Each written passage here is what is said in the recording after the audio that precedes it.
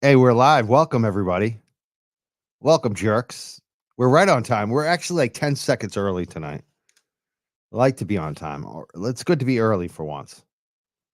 I want to thank everyone. I want to thank our mods. Make sure I'm thanking our moderators in the YouTube chat. Sometimes I forget to do so. They have been kicking butt. I want to thank them so much. Three awesome women have been moderating our chat. Be very nice to them. We have a great show tonight. Had a great show last night, the night before. It's been crazy. But I'm really excited tonight because it's like having a friend back on the show, an old friend. And we haven't known each other that long, but it seems like an old friendship at this point. And it's funny because he mentioned that the first time he came on the show, he was a little nervous because I'm known as the cannabis guy, and he's retired, 30-year law enforcement, DEA specifically. And we've been like best buds ever since. And I really enjoy having him on the show. He's as I said, 30-year law enforcement career, most of it in the Drug Enforcement Agency, the DEA. Actually, administration. I got that wrong again. Drug. Let me say that again. Drug Enforcement Administration, DEA. He won the highest award for the DEA too. He won the highest. He was awarded.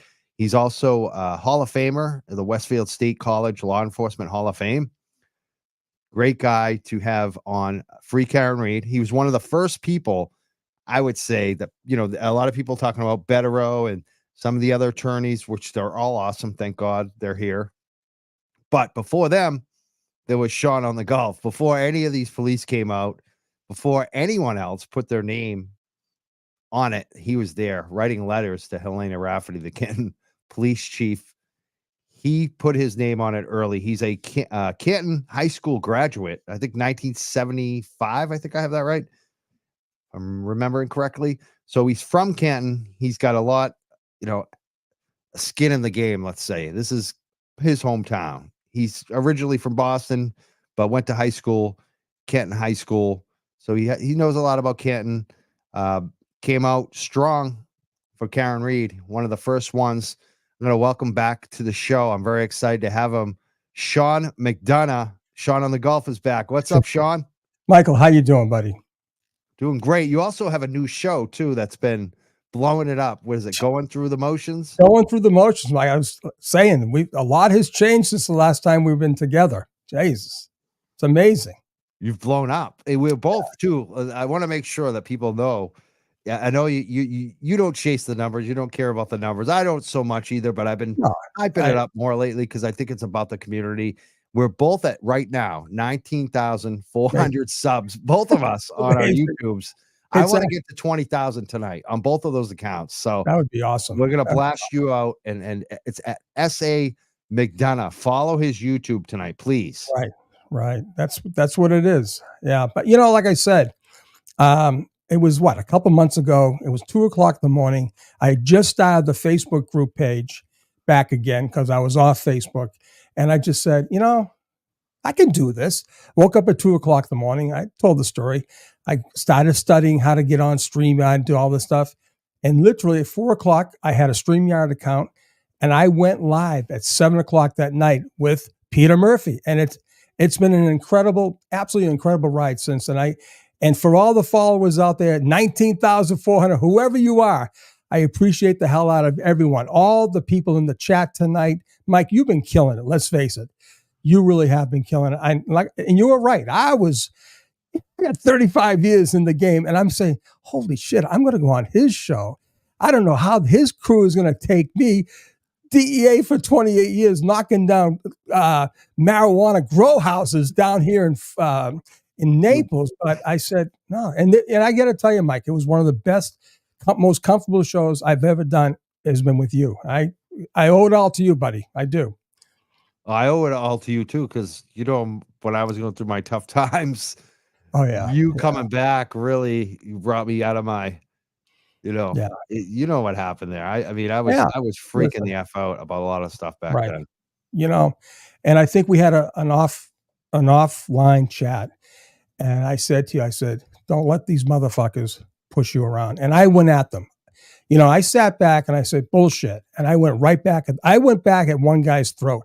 I said, okay, you think you're all of that? Okay, you come at me. You throw everything you want. And you know something? He got exposed. They all got exposed. And I'm glad you came back. But I do have an announcement. It's an announcement. All right. So back in between your hiatus and when I came back with you, I got a phone call, a very, very strange phone call from a very unusual number. I have never seen this number. It was from Georgia. Now, I thought it was Roky Rogue or some of those crazy people. They were calling me forever, right? Leaving me texts, on these crazy YouTube or Google numbers, right? Well, I said, I'm not going to answer this, but the person left me a voicemail. So I get the voicemail. Very nice young lady, very cordial. Mr. McDonough, could you please call me? I'm a producer. I won't say the name because I'm sworn to secrecy for a very, very popular, well-known syndicate magazine type shows, right? And I did. I called back. I said, okay, all right. I'm very suspect at the time. So no, she gets me through the whole thing. I said, well, wait a minute. How the hell did you find me? She says, Sean, this is 2024. We can find, if the trolls can find you, we can find you. I said, okay, how'd you find out of me? She said, I was going through YouTube and I saw your taillight presentation on Mike Crawford, the Young Jurks. And she gave you all kinds of accolades. Mike, within 2 days, they flew to Naples and we did a 4-hour taping all on the taillight presentation. Amazing. So it's in the works. There's going to be a whole series on this. Of course, depending how the trial goes, which I know it's going to go great. But I just wanted to thank you for that opportunity. So, well, that was great. That was a great episode too. When we went to, it's so funny too because all these naysayers saying that you're always wrong, and I just look at back at the things like the taillight. Right. You haven't been wrong. It's showed in court. This is what they're. Yeah. So many things that you've broken first, that you talked about first, have come up in court where they said it would never come up in court, and it's come up in court over and over again. Like the taillight, Brian Wanless, so much stuff. And the thing is, if it was a normal district attorney, a normal assistant district attorney, no attorney would put this case on. And you can see how bad they're getting hammered. Okay, 19 days in the book. They still haven't touched the glove. They haven't put a glove on Karen Reed at all. Not one glove. They've started putting evidence on finally, but even the evidence is in conflict with themselves. It is. It truly is. Yeah, they're conflicted with their own testimony and their own officers and their own. It's everything. It's like they can't keep their story straight. No, it's really it's a travesty. And then, of course, obviously, through you, I got to meet Dylan Davies over there with Alternate Corner, and I've been doing the play-by-play with him with the trial every morning, and he has been awesome. So I really owe a lot to you, Michael. I really do. I'm glad that I could help, and I feel like I owe a lot to you, Sean. It's mutual. You kept me going. I'm telling you. I had just had the best month ever on YouTube, and it all started with you back in January, basically, when I was at my lowest point ever. Right, I had to seek out mental health counseling. And the thing about it too is that these trolls, they got to realize that there are a lot of us. When you push somebody, we're pushing back. We're not going to shit. Anyone that's ever tried to bully me, I've always stood up to them. Of course. I just needed to figure out what the hell was actually where I was at, and figure it out. And once I did, and it's just I don't think they realize the more that they bully people, just average people, especially people from Massachusetts, we like to fight. I grew up fighting, push back, right? Exactly. And that's the thing. I had a long talk with Dave McGrath. I said, Dave, don't let these fuckers push you. I'm sorry, guys. So, I'm going to try to keep it. Don't let them push you around. Don't let them win. Fight back. And I think Dave, I don't know. I don't know. I just think Dave kind of, I don't know what happened. So I hope he's okay.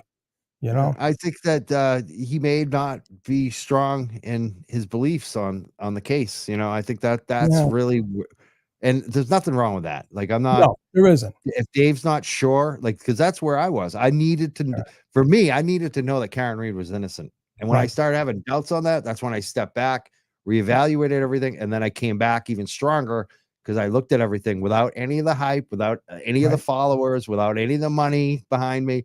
Just said, you know what? She's innocent. And I am so strongly in that conviction. And a lot of it was about like the taillight, what you were doing, showing the actual evidence, looking at the guy's body, looking at the car, and saying, Right. how the hell did this happen this way? It doesn't make any sense. You know, it really didn't. And, you know, I had the extra added intel, right? From just doing the job, not only the job, but my instinct and my intuition. And I just said, wait a minute. And then, of course, Natalie, the famous Natalie, the German, she gave me the whole file. I was able to get into that. It was almost like cheating, and I didn't like that, but some hell with it. I went with it, and there was nuggets in there. I said, oh my God, this is serious. And the FBI, their footprint is all over this, Michael. And you will see, even when it looks its worst in the trial, it's still all good for Karen. It really is, because they know how this all ends. I am telling you, they know how this ends. There's no doubt about it. And trust me, people, we know how it ends too. Just please hang in there. That's all you got to do.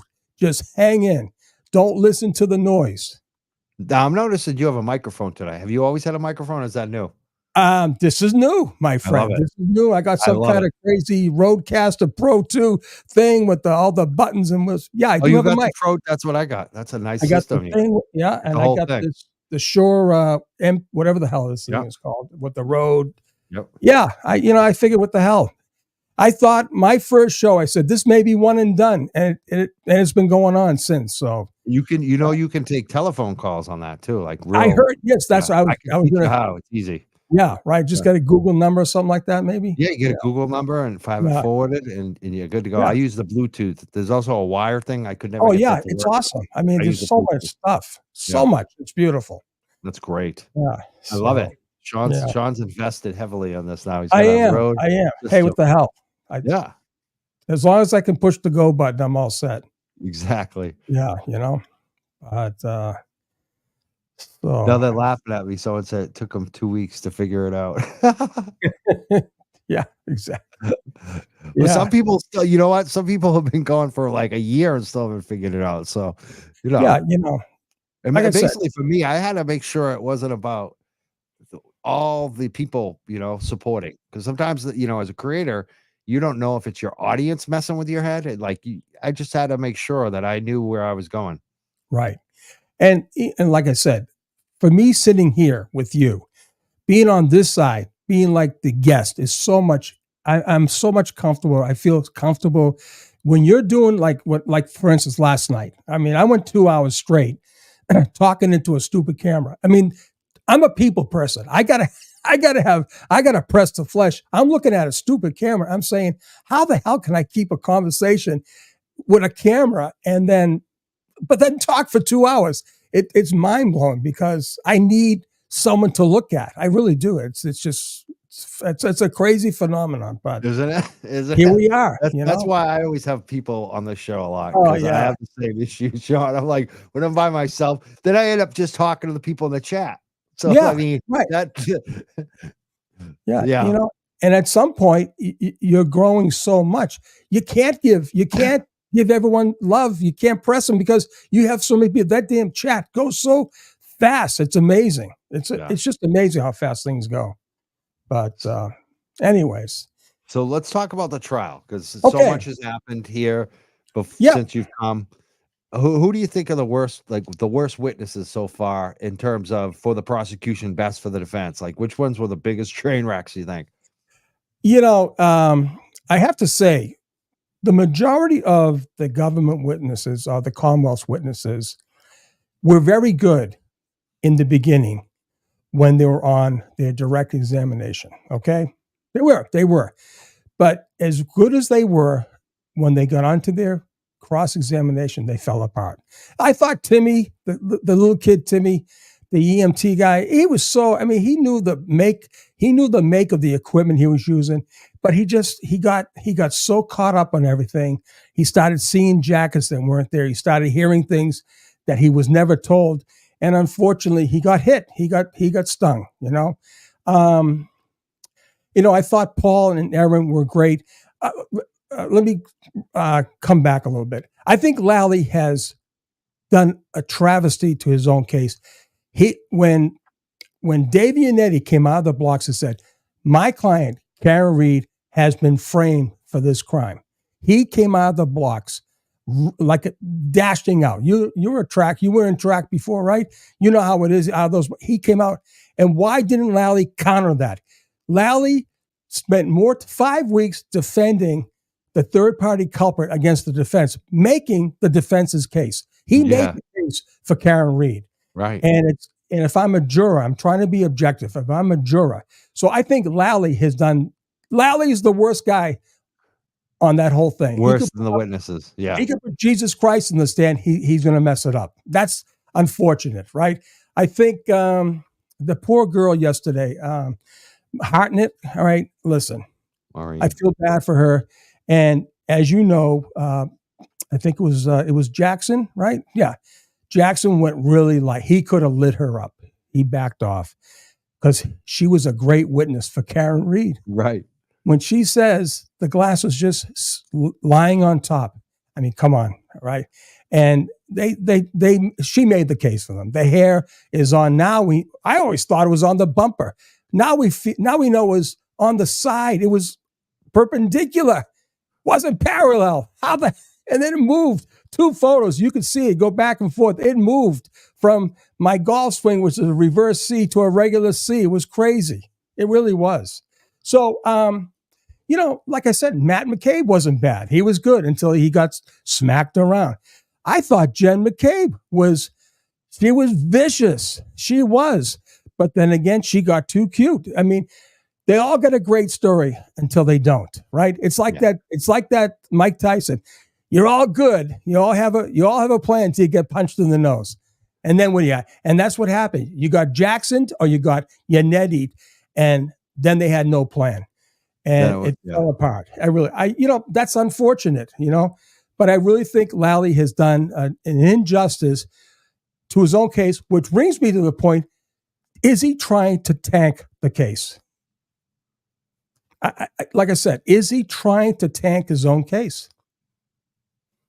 They got the guy out there, O'Hara. That unit is not for crime scene services. It's not a crime scene investigative service. They go out in the woods. They go find bodies out in the woods. They go do massive crowd control. They go up to the mountains when there's avalanche. That's what they do.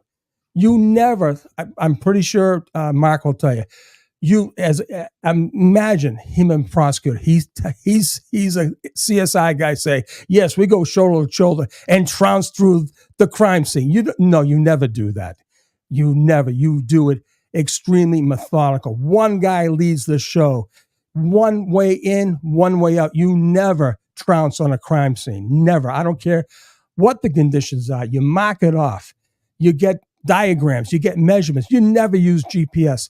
This is what the problem was. And I'm thinking Proctor and Tully called in this unit, and think about it. This is the other part, Michael. What value was John O'Keefe to them when they had to go through all the approvals?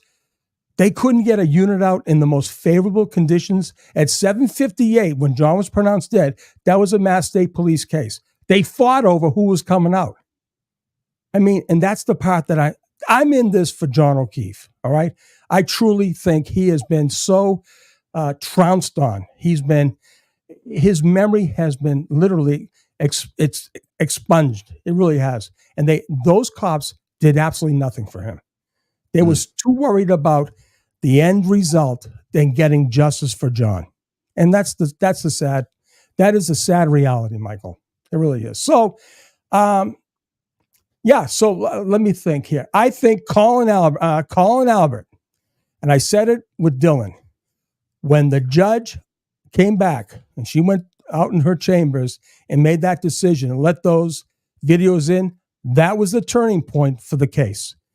When they exposed Colin Albert Bang, for the bang. little shit that he is, and when Alan Jackson got to use his words in all their glory, I mean, Alan just said, I'm going to fuck you up. I couldn't believe he said that. Loved saying that.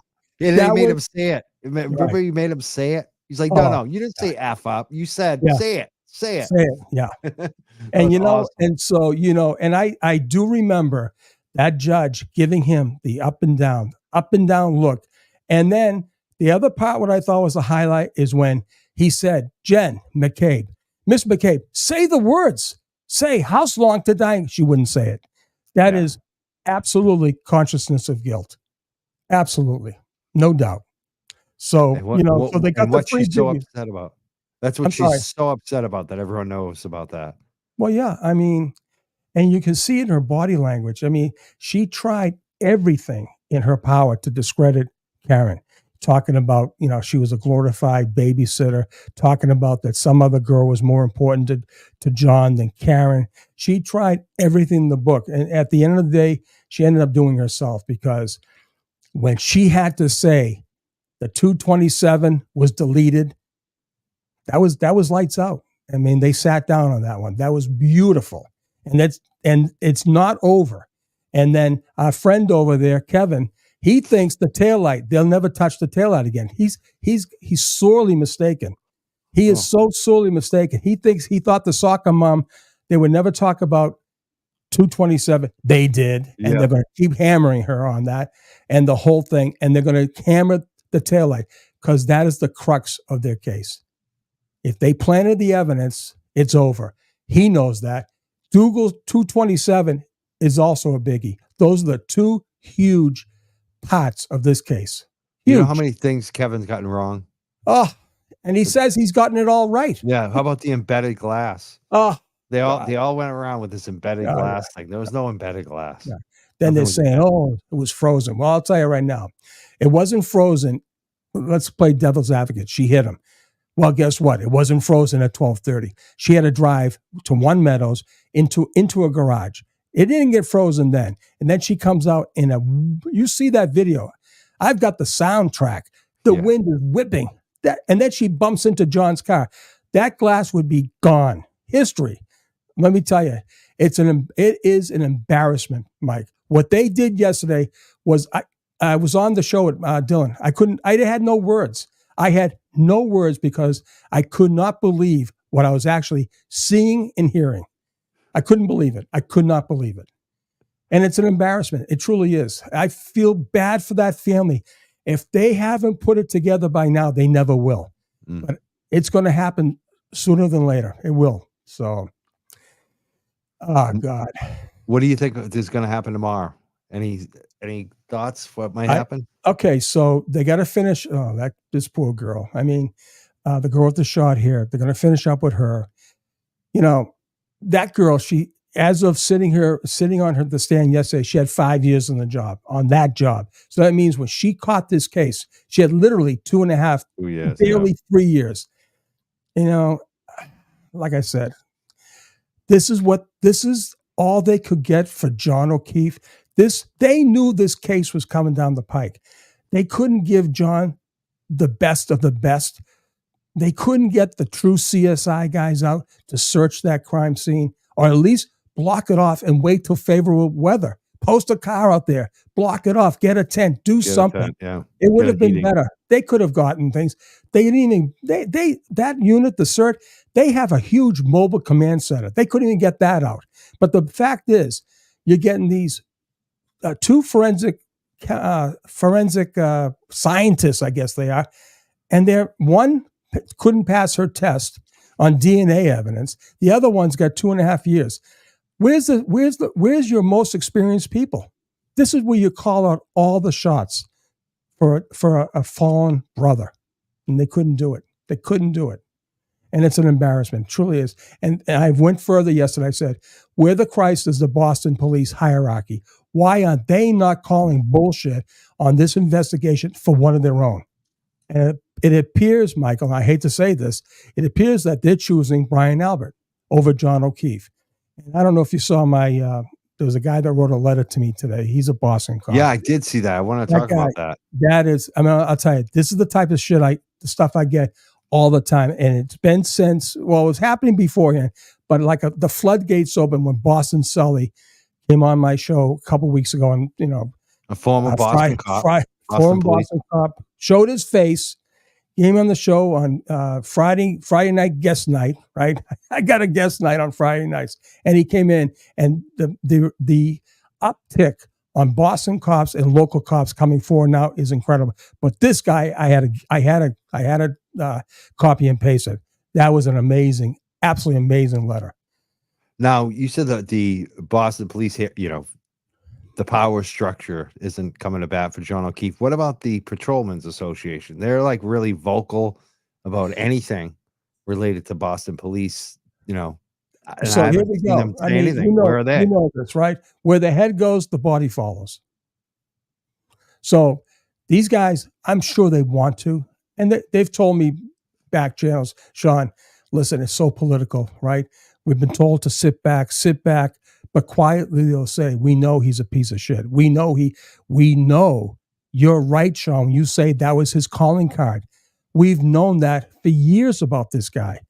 The fact that Canton PD, and they told me themselves, a very good cop up there, controversial cop himself, told me to my face that if he was in a bar, he would leave if he saw Brian Albert come in, or if he saw Brian Albert in the bar, he'd turn around. That's how toxic this kid is. Toxic. Now, where do you think that political power comes from within BPD? Is it like favors? How does that work? Like, how does a guy like Brian Albert have so much power within that structure? That's the thing. According to a lot of cops, this kid Albert came over from the Suffolk County Sheriff's Office, and he must have had a lot of juice because he didn't do much time on the street until he got a very favorable assignment, and it just took off from there. Now, even though he was only a sergeant, I say that only in quotation marks, he was in charge of all overtime. Listen, the gig at the police department in Boston is OT. These guys are hammering, knocking down huge coin. And Brian Albert at Christmas parties, he'd punch you out if you didn't give up an envelope for all the good work he gave his guys. He got kickbacks. So he took kickbacks for assigning. He was known for that. Wow. And then the sexual things that this guy talked about, it's been known. He did it to Lank. He did it to other guys. This is what's going on. And like I said, shame on Lank. Lank could have been a hero. Paul Gallagher could have been a hero. I just call him King Mofo. He's King Mofo in my books. He had the chance to stop this in its tracks at 7:00 in the morning, and they failed. They absolutely failed. And a lot of that has to do with both Lena Rafferty and, of course, the junior mofo, Kenny Berkowitz. That's their problem. That's the problem right there. Where the head goes, the body follows. And unfortunately, that's what we have here. Not all, because there's a couple of good sources I have that came out of that department. So tell me more about Berkowitz, because I just always feel like he's the fixer. Well, yeah, there's no secret. And, I had to tread really lightly on this information that happened in 2011, 2012. I got word, all right, from a very, very high-level source that Berkowitz tipped off a federal investigation back in the day that was targeting Rob Gooley, all right? This informant was main store. You couldn't get any better. And I got a phone call from the agent who was responsible for the investigation. And that agent goes, how the fuck did you know about that, Sean? You were somewhere down in Peru, floating on a boat somewhere. I said, I have great sources. She says, that person said, well, whoever you have is absolutely right. We put that device up and we saw Berkowitz go in and we saw Berkowitz come out. and 2 people were waving at us. Hey, how you doing? And the case sunk. So he clearly compromised a federal investigation. And at the time, Gallagher was a task force agent assigned to DEA. Now, did he tip it off? My bet's that he was loyal to the head of the agency. And I think, Berkowitz is all about his reputation. He could have really cleaned house, but it always falls back on failure to supervise. And he failed to supervise, right? That Rob Gooley, right, was found nodding off at the range with guns in his hand because he was so doped up with the OxyContins he was taking.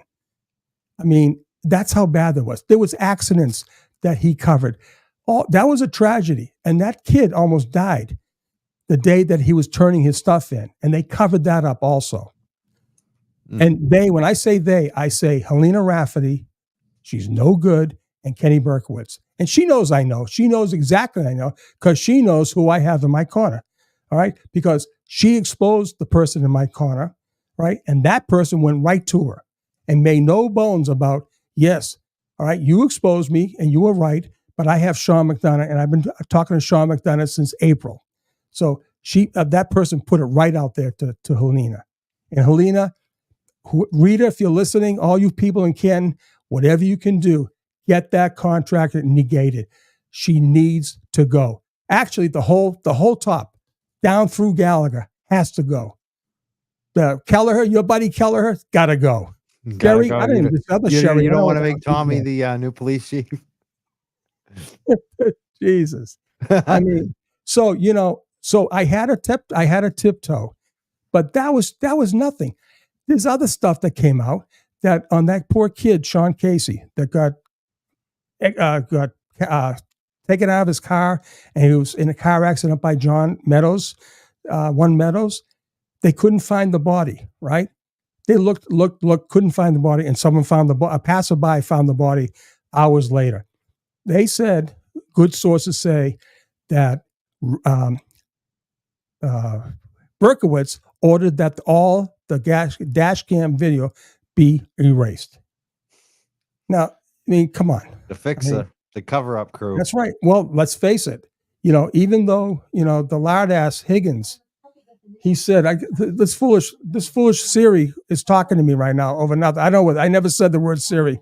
Anyways, they said, hey, if you want to hide the bodies, this is the guy to talk to. He denied it on the stand, but I guarantee that's why Rafferty asked for that portion, that 7-minute portion of that speech to be erased. It's not there. So, clearly. Right. And he was, but that guy does have the email that she sent to him. So if he wants to come forward, he has it. But the thing is, that Higgins was the front runner for selling tickets. He was the guy. And I kept saying to myself, where is ATF? Why didn't ATF give a plaque? Everyone gives a plaque. I've been to 1,000 of these going away parties. And I always said, why the hell wasn't the SAC, the special agent in charge of ATF there? Or at least Higgins should have given a plaque. And now we know why. He did. He did. He gave a wasn't speech. on video. Yeah, and it was cut out. It was a race. Yeah. So, but again, from what I'm hearing, and a lot of my stuff has been good, that Berkowitz is in hiding. He's ducking the subpoena to testify for the. Where's he hiding? What do you think? Well, here's the thing. Well, they've gone to the wife's house. She says, I don't know where he's at. Everyone's, Sean, he's sick. He's got cancer. All right. Well, he's out buying pizzas not too long ago. Someone said they had him dancing. I'm fine. I'm glad. Listen, I don't wish any ill will on the guy. Yeah. But for Christ's sake, if you're ducking a subpoena, you're not that sick. You are not that sick. And I don't know. And something else. So anyways, he's got a place down in Orleans. A good informant gave up his address. Well, guess what? They took the mailbox down. This is how bad this guy wants to have. The mailbox is not even there. You got rid of the mailbox. Oh my God. I just said, listen, cut his check off. You want to find this guy? He'll find a penny if he could. He won't miss his retirement check. I can tell you that. So, anyways, all the money. Yeah, I know it's pretty bad. Listen, it's how this is how corruption goes. All right. It's a slippery slope. And, it starts out, with stealing some steak tips, right? It starts out like that. And you cover that. They covered that up, didn't they? They did. They covered that up. The poor victim called the fire department to report it. And the fire department chief was Charlie Duty. All right. And Charlie Duty said, I got to call the cops. And he called the cops and they buried it. But the problem was, back then, the fire department and the cops shared the same space. And this guy came in with a big bag of steak tips and lobster rolls. Well, lobster rolls. Oh boy. And he's giving them out. And all of a sudden, Charlie Dooley comes like, get those fucking things out of my station. And this is how it happens. And then you keep multiplying, and that's how a cop ends up dead. And that's why you have a murder that's being covered up by your own people. Now we're talking about this. This happened in Canton. One of the police officers was breaking into a local business and stealing food and bringing it back to the station.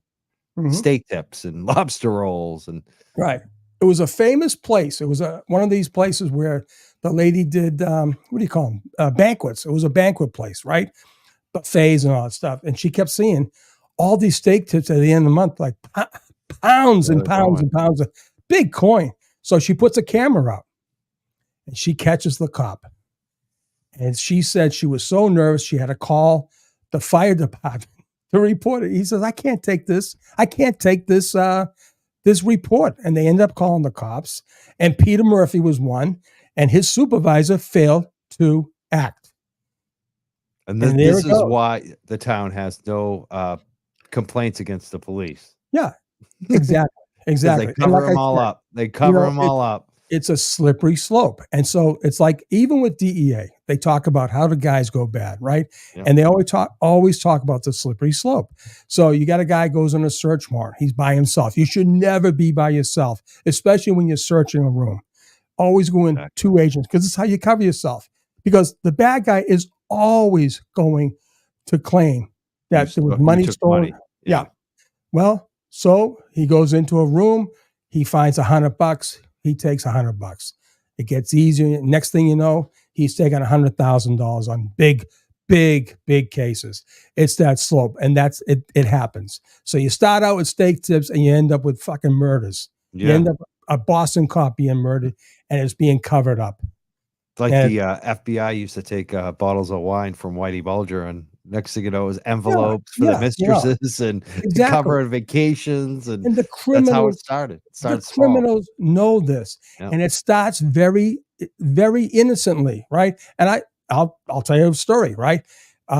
Graft is a big thing. When I was a kid, when I was a rookie cop in DC, right? They always talk about, if you get offered a cup of coffee there was a place down there, not Special K, Krusty Kremes, right? You go in there on midnight shift, and the person said, hey, you want to give us, here's a coffee and a cup of donuts. No, I'll pay for it. No, it's for you, right? And I said, no. They said, at least offer to pay. Okay, fine, offer to pay. I'm not going to fight with this guy behind me, so I'll take the coffee. Thank you very much. But, so I did get a place, right? And it was a restaurant down in this mall in Crystal City. And I used to work there as a bouncer at midnights on Friday and Saturday nights. So it was a deal. Sean, you can work for me and I'll give you food. So I'd go in there, right? I'd mark out on a Friday before I was working evenings. I'd call out and I'll say, Agent 85, I'm down at 10 Necco Street, whatever the hell it was, right? And I'd mark out to eat. Well, the worst thing I ever did was I told my buddy, he goes, hey, why are you always going down that one place all the time on Friday and Saturday nights? I said, listen, I work for the guy on, well, guess what? The boss showed up. The boss calls me, says, Sean, what are you doing to me? There's 30 guys every night coming in, wants pizza, wants steak tips, wants this. I said, oh God, it's the worst thing you do. Don't ever give up your secrets. Don't ever give up your place to other cops. They can never keep a secret. And that's the truth. I'm telling you. Yep. I learned my lesson. But anyways. I bet. God. I used to do the beer delivery, and it was the same way. We'd find Right. out those certain spots. You'd always get a free Coke, but Exactly. back in the day, it used to be a free beer, but that was Right. before my time. Yeah. Guys would tell Right. me about that. Every stop they would have a beer. But Sure. I'll say like Kowloon, for instance, and Saugus. Anytime we delivered beer there, they would give us the whole container full of food. So Yeah. everyone would want to make that their lunch break. Of Kowloon. course. Of course. Of course. Cabaret too gave you steak tips. That was a good Oh one. man. Good Yeah. stop. Yeah. Yeah, Cabaret. buddy. Yeah. We got a lot of super chats. We got one from your partner there, the alternate Oh, there corner. he is. He said There he 5 is. pounds from England Dylan. over there. He Look said at you're him. both amazing, smashing it on YouTube. Keep up the Oh. great work. And Mike, don't let Sean explode too much tonight because he needs you tomorrow. Yeah. Hey, listen. We're keeping it calm tonight. Dylan scored an exclusive the other day. Kelly Reed. Kelly Reed on live. It was beautiful. Beautiful. I get excited when she's in the chat. I know. But she came on. It was great. Phenomenal. Very good. See you tomorrow, Dylan. 8 o'clock sharp. 8 a.m. You'll be on there with the alternate corner at 8 a.m. and you do your 6 p.m. shows. Yes. Tomorrow night. Right. And it's at S.A. McDonough. People, I want you to make sure you're subscribing. I want to put that in the super chat and pin that. Let me make sure. Yeah, you go ahead and talk a little more while I'm doing that. No, let's get back to the trial. And what I want to say is this. Let's go back to what we really honest to God know. Okay. We know poor John O'Keefe was killed around 12:30-ish, 1 o'clock-ish, right? Whoever you want to believe, on the 29th, early morning, 29th of January, 2022. Okay. And he was found at 6:03. We know that. Okay. Now forget everything else except this. A couple of days later, Karen Reed is arrested, right? And she is then arraigned the following day. And then and we have an affidavit, right? That's in support of her arrest. And it talks about taillights. It talks about this. It talks about whatever. All right. It's very early on, just enough to get probable cause to arrest her. Okay. One day after she's arraigned, somebody walks into her attorney's office and says, wait a minute. Your client did not kill John O'Keefe. John O'Keefe was killed inside that house. This is extremely important for everyone to remember. See, the other side doesn't want you to give any thoughts to this at all. If it wasn't for that man, Steve Scanlon, I know he's a hot wire topic, okay? But I'm going to tell you right now, he didn't get this information out of the wind, all right? And it's amazing. And the takeaway about Steve Scanlon is this. He tells Yannetti, John was killed inside that house, down the basement. He was attacked by the kid and his uncle, Brian Albert. Not only that, the dog got involved and bit him up. And then about 20 minutes later, he had passed out. He was knocked out. 20 minutes later, he starts convulsing and he starts vomiting. Okay. Now, I've heard a lot of stories before, and the stories are mostly general. That was about as specific as you can get. And I'm telling you right now, Steve Scanlon was not there, but someone very close to Steve gave him that firsthand knowledge. He went in to Yannetti, and he did the right thing for somebody. He was going there for somebody. He wasn't going there for Brian Albert, I can tell you. He wasn't going there for Brian Higgins. He was going there for somebody, okay? And for whatever reason, he didn't want to go the route and sign an affidavit. And I agree with that. I agree, because this is huge, huge stuff. Because he was a boxing partner with Albert. He was in Suffolk County Sheriff's Office with Albert. These guys knew each other, all right? And I'm just saying, what do we know? We knew that. We knew John was dead. We knew Karen was charged with his death. And isn't it amazing how quickly everything turned, right? And I'm telling you right now, the FBI was involved within days. of this knowledge. They were. So that leads me to believe, okay, that even though Scanlon puts up a big game, okay, someone very close to him who had firsthand knowledge was the person that told him, and he was the reason that the FBI got involved from the jump street on this case. And it's also possible that they were already on something around the time of that murder of John, that they linked up in their public corruption case. There is definitely a crossover. I can't pin it down why, but I've seen the files. I've seen the files that Natalie gave me, and there's a suggestion many times in those files that there was information very early on in March of 2022 that the defense for Karen Read knew how John was killed, and they knew how the DA's office was framing her. That's March of 2022. And people, I'm just telling you right now, that's what we know.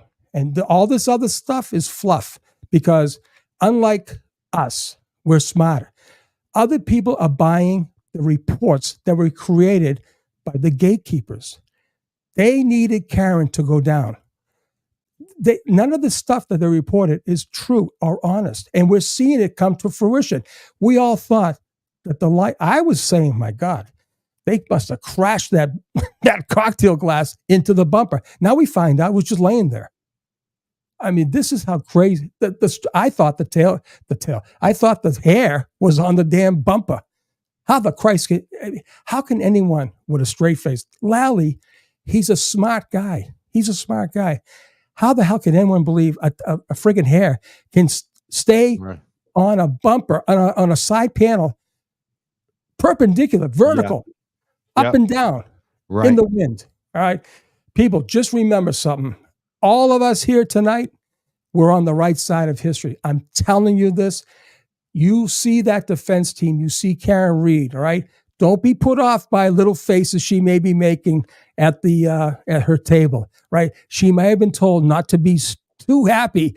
Let's face it, all right? But don't be confused, all right? They're very happy. They're very. I hate confident. that. I hate that stuff. The criticism of her, because it feels like it's just because she's a successful woman, right? It's like she either smiles too much or grimaces too much. It's like wait, right? So no matter what she does, basically you're going to complain about it. I mean, just come on. How would you? I think people need to consider too. Like, how would you act when cameras are in your face every single day? And you've been framed for something you haven't done. Like, my faces might be pretty, Well, what I love when they do get on her, and when she looks behind her, right, she's looking at someone in particular, and it's probably her father, and she's saying, "See," and she's giving it's all about the eyes, and that little squint she gives, that's it. She broadcasts everything with her eyes. It really does, and she does. All right. And this little thing about kisses and drinks, I said it before. I said it before even knowing about the stupid text. I said, this case is about kisses and drinks. I got a friggin' shirt. Oh, it's unbelievable. Kisses and drinks. And and who knew that a year later there was kisses and drinks going on? But hey, who cares? All right. That's not justification for murder too. It's anything. Like Canton Housewives. It's my unbelievable. God. It's like, this one didn't like this one, and So, and I put a post out today. I know you read my post, and I said eventually Brian Albert will be charged. He's going to be charged federally. You think so? And, yeah, I do. I absolutely do. I absolutely do, because I'm telling you, whoever Steve Scanlon went to Yannetti for, you can guarantee that person who's very close to him has spoken to the FBI way back when. Okay. And contrary to what the other people like Kevin and his camp and Kate wants to say, Yannetti didn't go to them. They went to Yannetti. And they said, you are a victim of your civil rights being violated. Just remember, the public corruption is bad, right? But when the Civil Rights Division of the FBI and the DOJ gets involved, that's a whole nother planet. You don't want them. And I'm telling you, the big thing was in March when they said, they know how the DA office has framed her. That means they know how her civil rights were violated, and it's coming out. And like I said, they're not making any moves because they don't have to. They don't. They don't have to do a thing. Better for them to wait. Yep. They're waiting. They're just going to wait. They're getting so much intel. You know, it's uncanny how much intel they're getting. I bet they're just collecting it all. Here's a good comment. They want to know what percentage, Sean, do you think of police officers are squeaky clean? What percentage are compromised, at least somewhat? What percentage have gone bad? All right. So you can't be an altar boy. All right. Like, listen, I was an altar boy, but I was an altar boy in the city of Boston, in Mattapan. Right. And there's a couple people in my old neighborhood that remembers me, but you got to have a sense of the criminal element. Right. So I went one way and other people went other ways. Right. But you have to have a criminal mindset. You can't be Opie or Bonnie Fife and work in the city of Boston or Washington, D.C. or in the jungles of Peru and not know what the fuck the deal is. You're going to get killed. You will get killed every time. So to answer that question, squeaky clean doesn't mean you're a bobo, okay? Squeaky clean means I'm not going to be corrupted. I would never get corrupted. Did I take a cup of coffee down now and then? Yeah. Did I have a couple pieces of pizza before I went to work? Yeah. Killed me for that. I always paid. I already had to deal with the thing. What percentage are compromised? You know, I really don't think the new cops coming on are like this. I think they're scared shitless to do their job. I wouldn't want to be a cop today with all this. Listen, it's not a good thing because video cameras, not to say that you're doing anything wrong, but cops don't need the aggravation. They don't listen. You don't get paid anything to be a cop, but you're not going to go out there and do your job and lose it because you did something stupid, right? That's not even really, and you get fired because the department can't take another hit. It can't, and at least some. And what percentage have gone bad? Well, I can tell you. I think, we get the Brian Albert types, right? There is something in Brian Albert's past. I'm not a doctor, but I know people, right? This guy, when I would go out with my buddies who were cops, right? You should feel the sense of safety when you're with your own people, right? Right? Now, let's take it on any other thing. If I was a Mattapan guy and I went out with a bunch of guys from Charlestown, I would not feel safe. I know I would probably get my ass kicked. Just like a Charlestown guy came over to Mattapan, or it doesn't matter. Yeah, it's different neighborhood. So you should feel very safe with your own. There's at least 12 guys that cannot say that today. And there's a fireman that almost lost his life because of this kid. And he has been covered, which suggests to me, and I'm going to say this right now, he has done some shady shit for some powerful people, okay? And those Stingray boxes, I'm going to tell you right now, those Stingrays, right, are little boxes that his department has and his unit has to chase down fugitives, right? But you need warrants. You need to have a warrant. If you get a lead and it's one of your fugitives and he has a cell phone, you have to convince a judge to give you a warrant to click in the number on these boxes, triangulate, and get the location and listen in. You can listen in. Now, if you give a guy like Brian Albert that box and he's off duty and he's got a politician say, hey, Brian, give me some information on my competition. Guess what Brian's going to do? He's going to do it. He's going to make money. And he's going to put it in a black book. This guy I did this for. Think about that. And I believe this whole thing was this. I ain't going down. My nephew's not going down. My family's not going down. If we do, we're all going down. That's what I think this is all about. And that's why the public corruption unit of the FBI is knee deep in this. And then the civil rights division of the DOJ is all over Michael Morrissey and that district attorney's office for violating Karen's civil rights. There it is. I said it. If I'm wrong, fine. But that's me.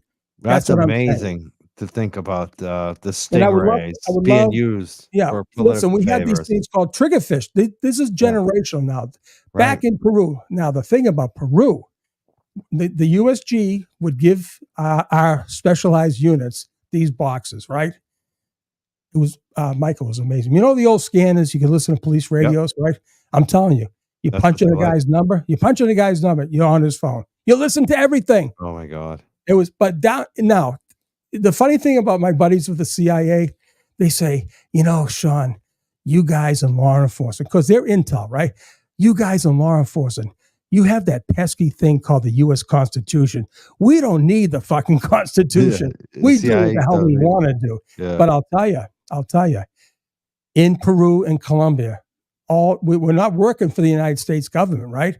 We're working for their government. We're helping them. And there's no laws about the Fourth Amendment down in Peru, or the jungles of Peru, or Cali, or Medellin, They or use Bogota. all that stuff. You I'm use all telling you, of it. oh hell yeah! Listen, we have this other stuff.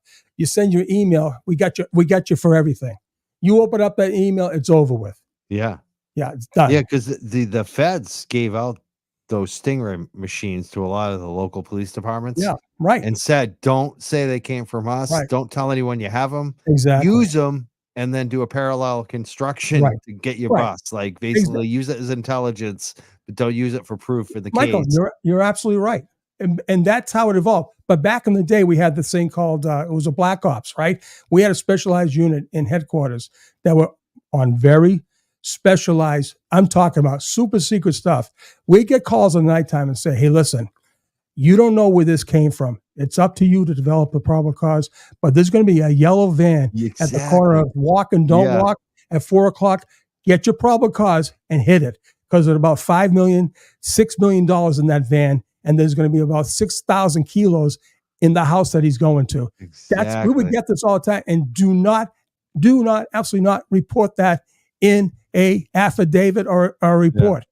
And it happened all the time. Yeah, we pulled them over for a taillight, and we just happened to stumble across it. We searched it. Look what we found. Absolutely. But yeah, and that, I mean, it's so funny because like a lot of times, like when I was looking through court filings and stuff, I would always look for that. Like, did they get a tip off? Did someone call, like an anonymous caller? Because that's usually what you're talking about. I've heard about that happening with the feds. We would have to be extremely creative in our reports, and sooner or later, right?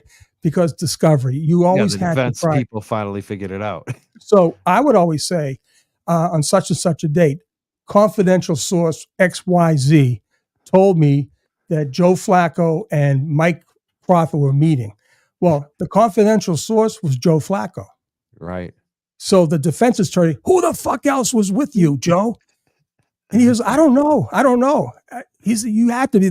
McDonough's saying this guy was with you and Mike Crawford. Who is it? He said, I don't know. It's Joe Flacco the whole time. Because he was working for me. We have to protect the source at all costs. So those are little tips. Little tips. That's how it goes. But then again, some guys are sloppy, and then the whole thing gets blown, and everyone finds out. And then you have to develop Joe Flacco. Listen, I could have used Joe for phone. I mean, how about Joe Duda? Joe Duda. He's a Plymouth State legend football player. Right. I saw him play against Bridgewater State.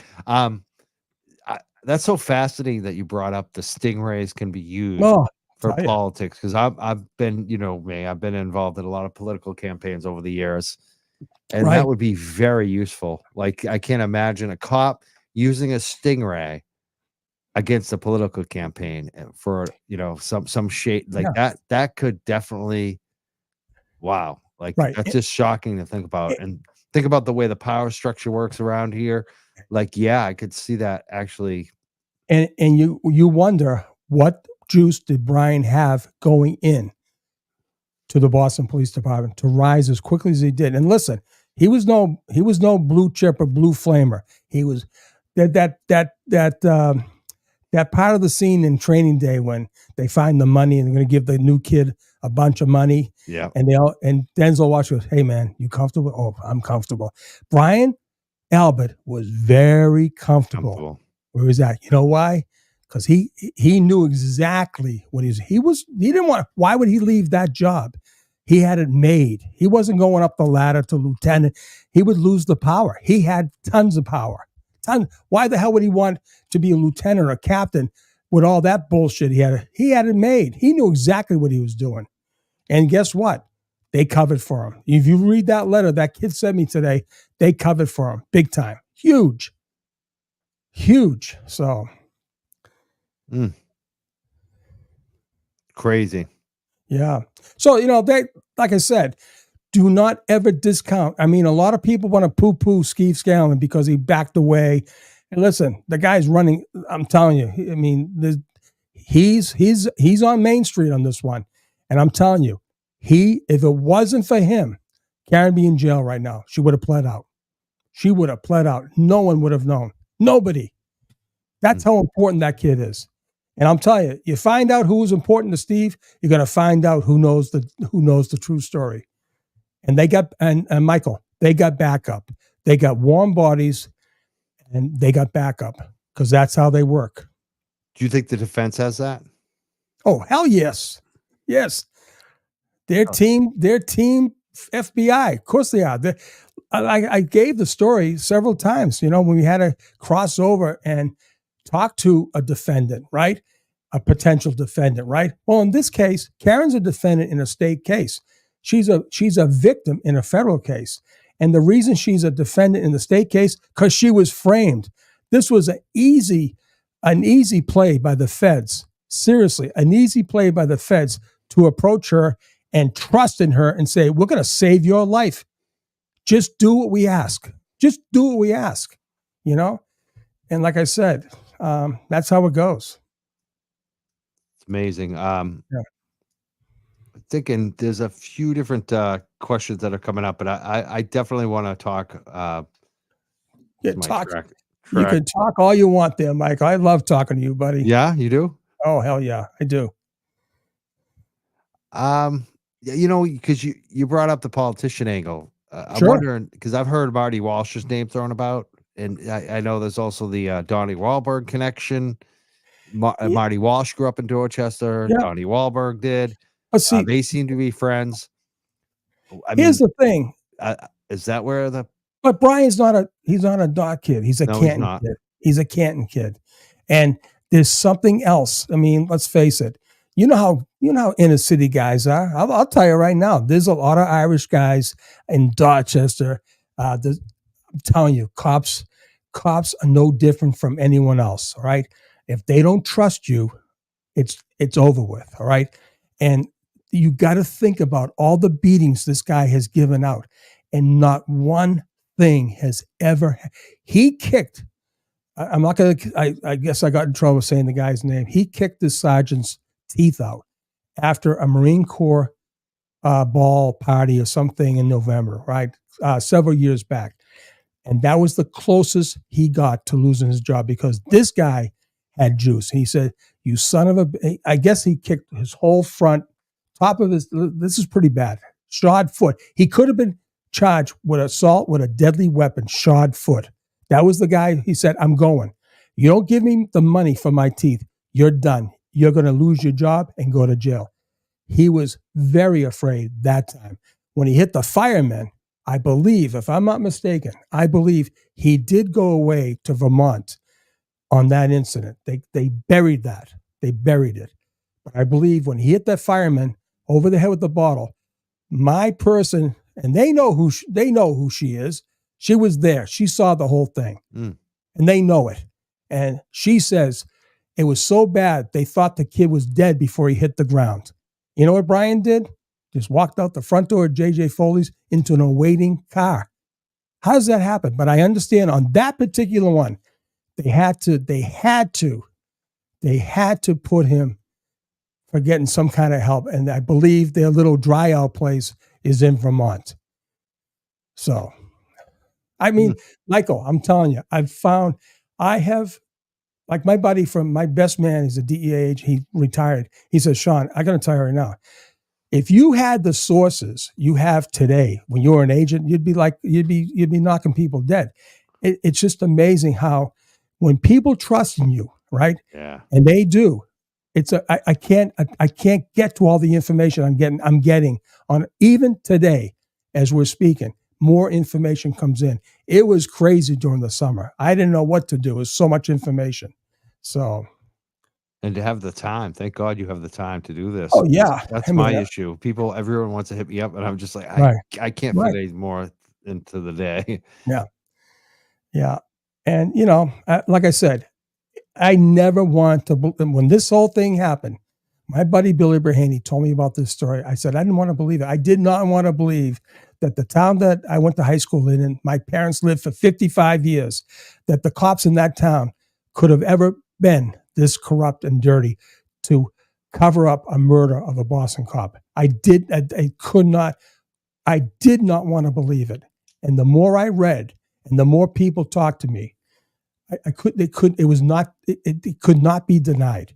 And I had to come to the realization. And that's why I finally said, nah, I'm not going to be anonymous anymore. I was hanging out anonymous, and one of the mods grabbed me and said, "You're friggin' law enforcement. I know you are. And I know who you are." I said, "Oh shit." So I said, "That's it. I'm going to write my letter. I'm going to come completely out, put my name on it." And from then, who the hell would ever think I would have a stupid YouTube thing, a YouTube show, stream, whatever the hell you call it.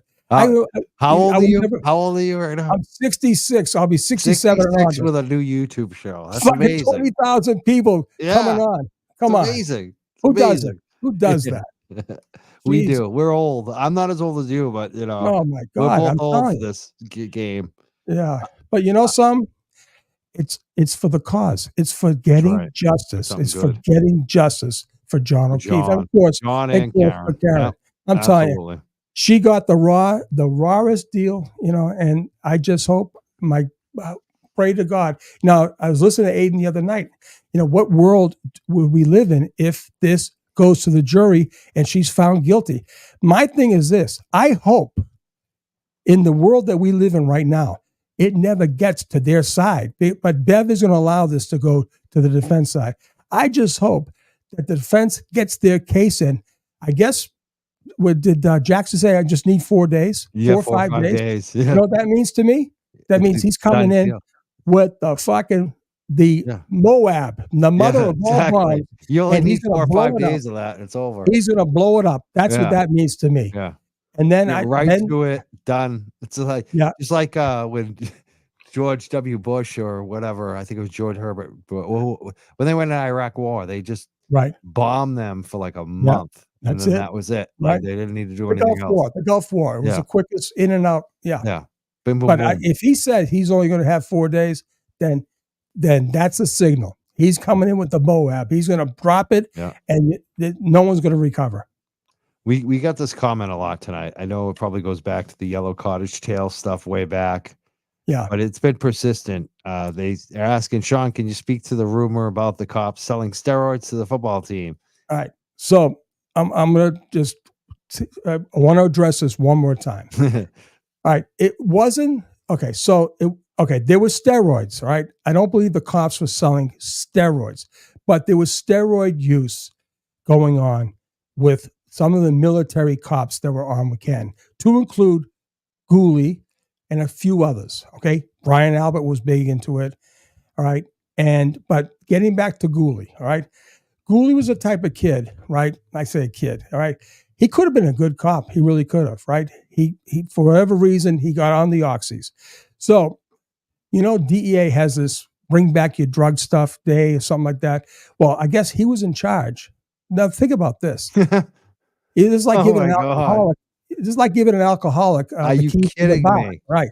They gave the guy that had a drug problem, the drugs. And of course, what's happening is it's all these people bringing in oxys and all kinds of codeine and what do you call all those Percocets, all that shit. He's going. This is like Christmas Day. It's like he's getting everything. And it wasn't the fact that I heard from people. It wasn't the fact that he was selling per se. He would give out in consignment, but you had to give him back the pills too. When you were up, he expected you to give pills back. All right. Wow. So it was definitely distribution, but he got caught. I mean, he got caught in the throes of addiction. It caught him just like everyone else got caught back then with the pill mills in Florida. You saw the people lining up to get in these bad doctors. This guy had access to everything, right? And if he didn't, he'd drive down to Florida. He'd drive down to over to Rhode Island on midnights right before he got off the 311 shift and make a pickup over there. Come back. One time he got in an accident and they covered this accident with one of the undercover trucks they have. So much shit. But it's a tragedy. So to Gator Gal 65, I don't think they would ever sell steroids to the football team. I think steroids were provided. Okay. Kids are always talking about Colin Albert being juiced up on steroids, even as a kid playing ball. I mean, come on. Guys told me they worked out.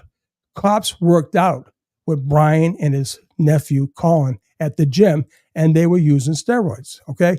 Now, listen, I was never into steroids, but I know they're illegal. Yep. But then again, I don't know. I'm not judging them, but I know they weren't selling steroids. Somehow they were getting them. However, with Ghoulie, it wasn't per se a sale. It was distribution and a redistribution, however that goes. But the guy was like Santa Claus. He had the whole shebang. Yeah. And then anytime you go to a gym, there's always steroids. Like I'm not a guy that never did the steroids. I never did the juice, but I used to wrestle against people who did the steroids. Right. Right. In the Bridgewater football team, I know for a fact there are a lot of kids juicing for that football team. Yeah. Division III, which is crazy, but and you can they tell. would. It was more about attitude. You know, they just want to be the big man. And you can tell a guy's size when it's natural or not natural. And there, of course, let's face it, the rage. The roid rages, you know. It's the what do you call that? The emotional roller coaster of it. It makes you moody. Steroids make you moody. Right. That's what it is. It changes your moods. Right. But like I said, this thing with John, it wouldn't take much. If John had a little, argument with Karen coming from the waterfall to 34 Fairview, if he got out of the car, he was a little pissy going in. That's all it would take for Brian. He drinks and he smells blood. He doesn't need a reason at all. Not one reason at all. And I believe that a lot of this had to do with booze and testosterone and attitude and whatever. I do not believe in the theory that it was a setup. I just believe it was a hostile environment because of who they are. Makes sense. I mean, that makes the most sense. Booze and ego. That's what I've been saying too. It's booze and ego. That's all you need. It's all you need. Put those two things together. Yeah. That's it. Yeah. I just saw something from Kevin Ferris about the basement, right? Now, listen, I didn't know this. I just thought you could take the doors off those bulkheads, but I was informed.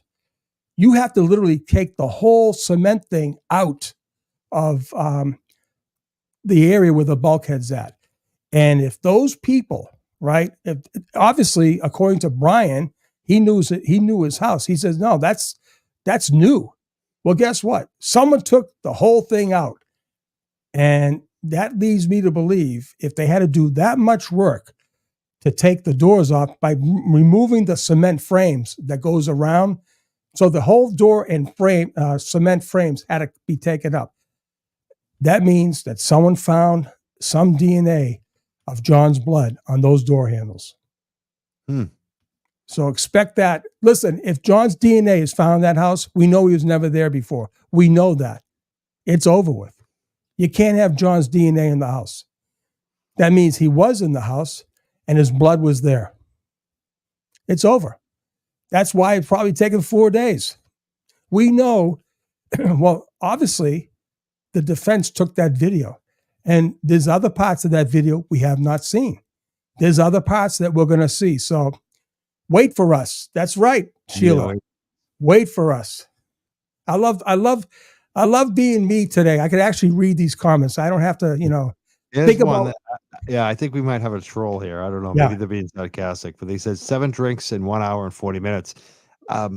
I Well, heard that brought up a lot, but I've never seen any proof in court. Why didn't they ever get to that? Why? well, So far, all they proved is Karen had one drink, and everyone that saw her said she I wasn't thought he was drunk. talking about Brian Higgins. I Oh, thought maybe Higgins. the two Maybe. turned Karen. I thought he was talking about Brian Higgins because Brian, listen, let me tell you right now.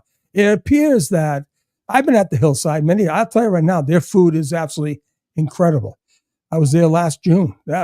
Absolutely. I went there noon and night for dinner and lunch, right? Great. And I got to see a lot of people there that I'm seeing now in court and around town and everything else, right? So I guarantee that Brian was getting doubles, right? I think they have nice pours at the Hilly, right? Yeah. And if you're a regular, and especially if you're, They a hook you up. bullshit artist like fucking Albert and no game Higgins, right? I'm sure those 4 to 5 were more like 8 to 10 in reality, because a lot of people say, why do you think Brian is such a docile guy? Because he was docile at the waterfall when Brian Albert was giving him a little butt rubs and doing the old doggy style on the guy. What guy who's not docile allows another guy to do doggy style on you? I mean, who the hell does that shit? Doink. I'm serious. Yeah, I would have whacked him. Oh my But, I God, mean, elbow city. But it looks like he's submissive to Brian. I don't know. Maybe there's a story there. Who knows? Grab assing. That's right, Fairy Raven. Yeah, that person that was talking about the 7 drinks said no, it's coming. They still think that there's new evidence there. Yeah. We haven't seen yet. Yeah, really? Yeah. Yeah, that's why every person that saw Karen said she wasn't drunk. Yeah, and this is the thing. I said it the other night, right? When I finally went to Google, Google. When I finally went to Twitter, I wasn't a really big Twitter guy, right? But I got hammered by the Braden Connies and the Alex Ariases and all these happy horseshits. And they say, this, Sean, we got this, and that. Well, guess what? They got nothing. Yeah. None of what they said they had, they came out with. And there's no Pequoside Farm. There's no, she went back. It's like they said they had a video the first day of Karen hitting exactly. him. Where's that video of Karen hitting him? Because they bought the story hook, line, and sinker, just like Kevin did. He bought it. He bought it hook, line, and sinker. And he's too proud to change his tune. Oh, he's way in too deep. I think it's about Chris Albert too. He likes Chris Albert for some reason. That's what I think. A lot of it has to do with his buddy. You know why? Think about it. Kevin hates Turtle Boy. So Chris probably just calls him up to bitch about Turtle Boy. So they have this. They probably talk every day about how bad Turtle Boy is. Yeah, yeah. And Kevin talks about how he's against bullies, right? So it leads me to believe that Kevin, listen, we all been bullied before, but it looks like Kevin was highly bullied as a kid, and he's now the protector against bullies, right? Well, he got bullied by Turtle and the Riders. I happened to be in the seat that night, and I saw it live and in color, right? And he changed completely from that night, and he's gone way overboard, and he can't come back because of his ego. This is all ego driven right now. He doesn't care. He doesn't care. I mean, if he cared, he would understand. Logically speaking, a hair can't be on that car for 17 hours in a blizzard. It can't. Yeah, and he would care that someone's life is on the line here. Karen Reed, if she's innocent, that's what kills me is, he comes at us and says how awful we are, but he never considers that Karen could be innocent and that he's actually the awful one. Right. So getting back to a little bit of the trial. So the greatest thing, right, that we can look forward to is the fact that when the FBI agents get on the stand to actually document the fact that they have proven that Jen McCabe made that 227 search, right? And Michael, the FBI is like they're tied at the hip with Celebrate. I don't care who Ian Whiffen is. Jackson will take care of him, no doubt about it. But and then of course, when they paid for experts, right? Experts to do the reconstruction analysis of John's car and Karen, right? I mean, Karen's car and John. That's going to be it. That is going to be everything right there. That's going to be it. And, and then, of course, when they finally show how the taillight was, in fact, planted, we know this because, okay, so listen. So I told you my two sources, right? I told all these people, two sources told me emphatically that they told me that the state police did, in fact, put the taillight back together. So Aiden did show the famous picture yesterday or today, I'm not when it was. So that gave instant credibility to my sources. But the greatest thing is this. Not only did they put the taillight back together, right?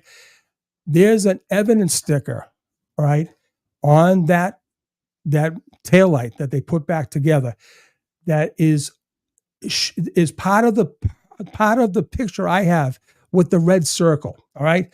The famous picture I showed you on with the red circle. And I said back in August, people, if any part inside that red circle ends up in evidence, it was a frame job because it's on the car at 5:08 in the morning. And it absolutely, they said, Sean, emphatically, those pieces from that red circle is in evidence with the state police. And we now know because it's on that model that they put back together. It's there. How in the name of God are they going to get by this? Michael, this is, No. Mark's got to say the same thing. And Mark was down in the big city, man. I mean, he's seen it all.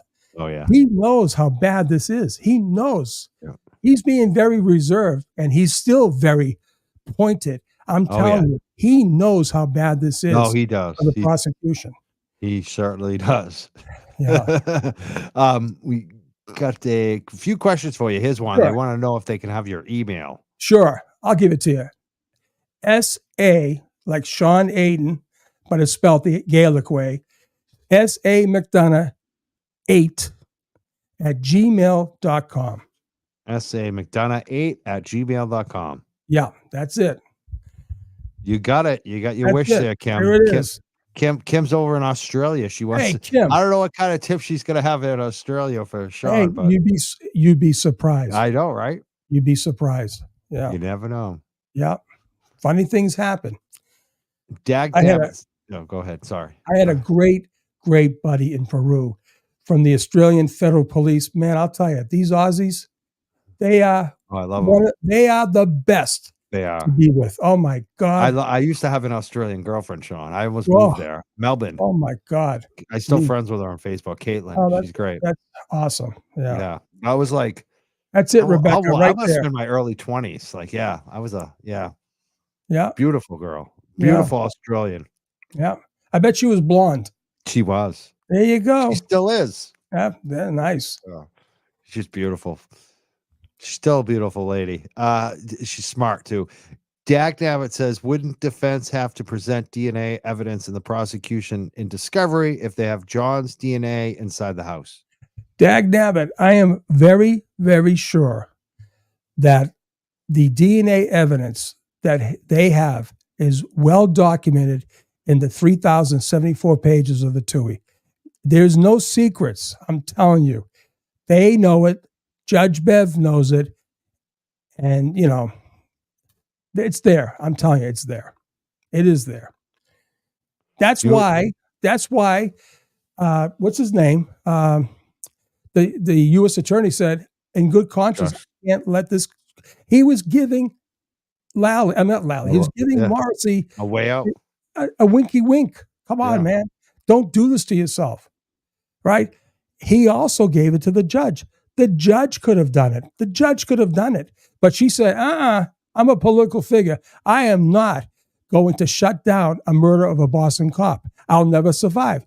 She probably said, Mike, you do it, you loud ass. You brought this shit to my courtroom. Exactly. That's exactly what she did. She dared him. And then she said, you're not going to delay this. You're going to court now. That's what I'm saying. She really, I'm telling you, she tied their hands. She says, no, we're going. I'm not giving you one break. That to me was a signal. And now you could tell she's irritated with Lally. Oh, I'm telling you, it's awful. Yeah. You think they're going to put Proctor in the stand? Here's my thing. I don't see, and this is special. You've seen how many times now the defense has brought up Proctor's name. Who signed this? Who collected this? And they have said Proctor, Proctor, Proctor, Yeah. Proctor enough. Like the If he mystery, doesn't man. show up, trust me, he'll Telly, if he shows up, will be asked. Yuri will definitely be asked. Fanning, all of them. Were you the lead detective? No. Who was the lead detective? Proctor. Where's he at? They're going to go, what are they going to say? Yeah. It's listen, I hate the fact that we did go to trial, but deep down inside me, I'm happy. I feel bad for Karen that they're draining every penny she has. But the good thing is she's going to make it all back. She's going to make it in Yeah. 10,000 fold. I hope she gets her job back. And yeah. Listen, I mean, if she wants it, yeah, I know, right? I hope she does every movie, book, TV goes deal. on Oprah. Give it all. I don't even know if Oprah's around, but some stuff like that. I hope she does it all. Something like that, right? Yeah. Maybe you've been collecting money too. I like this for the Innocence Project. That's right. That's right. I said, maybe she'll get into that. I hope tell people about that too. I said, all right, they're hitting me every Kevin saying, hey, he's getting the grift, he's taking money, and I never this thing with the shirts. I don't know where the hell the shirts came from. They did Seanisms. They started putting Seanisms together. Listen. And kisses and drinks and all this other happy horse shit, El Jefe. And I was getting these shirts, I was wearing them. I don't know where the hell they came from. And then Kate goes, no, that's bullshit, Sean. You're getting money. I said, frig it. All right, you think I'm getting money? So I put a thing up. I was faking everyone. I would go to Bay Bank. I don't have an account there. Let me try this donor. Oh, this is from Boston Bank. No, I don't have that. And then people are laughing this shit. Those banks have been gone for years, right? Yeah, Bay Bank. So I researched like 25 years ago. Yeah, right. Bank of Boston. I said Bank of Boston. And so I talked to my team. I said, listen, let's pick someone else. So it was between two, and we decided on the Innocent Project of America and Barry Scheck, the guy that did the DNA for O.J. Simpson. He's a part of another guy. So I put my Cash App. I got a Cash App. And it was funny as shit the other night. A big storm was coming in. And for some reason, I kept my phone not on silent. And I had this ding, ding. I thought there was something on the roof, that the lightning, because we just got the new roof. Yeah. I thought the nails were coming out. And it was this Cash App going crazy. So, So that's what I did. And I got to turn mine off during the show. I love it. Ding, ding, ding. Yeah. Ding, ding. I was like, it's like a cash register. Oh, yeah, exactly. And I'll tell you, the people have been great. I said, give me $1, $2. I don't care. It doesn't matter. I'm doing this because I always live by the thing right now to give back to others, give service to others. We talked about this, Mike, right? And I said, if me going behind this stupid microphone can help like Carrie Burke, right? If I can bring something to Carrie Burke's life, or Mac Dickles, or Jonathan Como. I love him. If one person gets reached in this whole thing, and it can help just get justice for John O'Keefe and Karen Reed, then that's my whole thing. Now, convincing my wife is another story, but she's good with this. How is she? Because I deal with the same thing. Believe me. She said, "Wait a minute, Sean. Let me get this straight. You're doing the play-by-play 8:00 till end of trial every day." I said, "Yes." And you're going on at 6:00. I said, "Well, I have to take care of my people. My people, they need me." She says, "You're so full of shit, Sean. You're so crazy." I said, but I have to, now that I'm in it, I can't back off. So no, she's good. She's actually good. Really you need somebody like that. I think I do too. 'Cause I have the same thing. She's my girl is, she's going to make sure it's the right thing and the right. Yeah. I mean, and there's a big commitment that we do. I mean, look how many nights that we put into it. Mike, like yourself. I mean, you have your full thank God. I mean, I got my little 3 pups, right? And that's it, right? And I have the time of the world. And I'm going to tell you, I never knew how exhausting doing this is. And especially you, Mike, you've been hitting it huge, big time, So, I do appreciate this whole thing.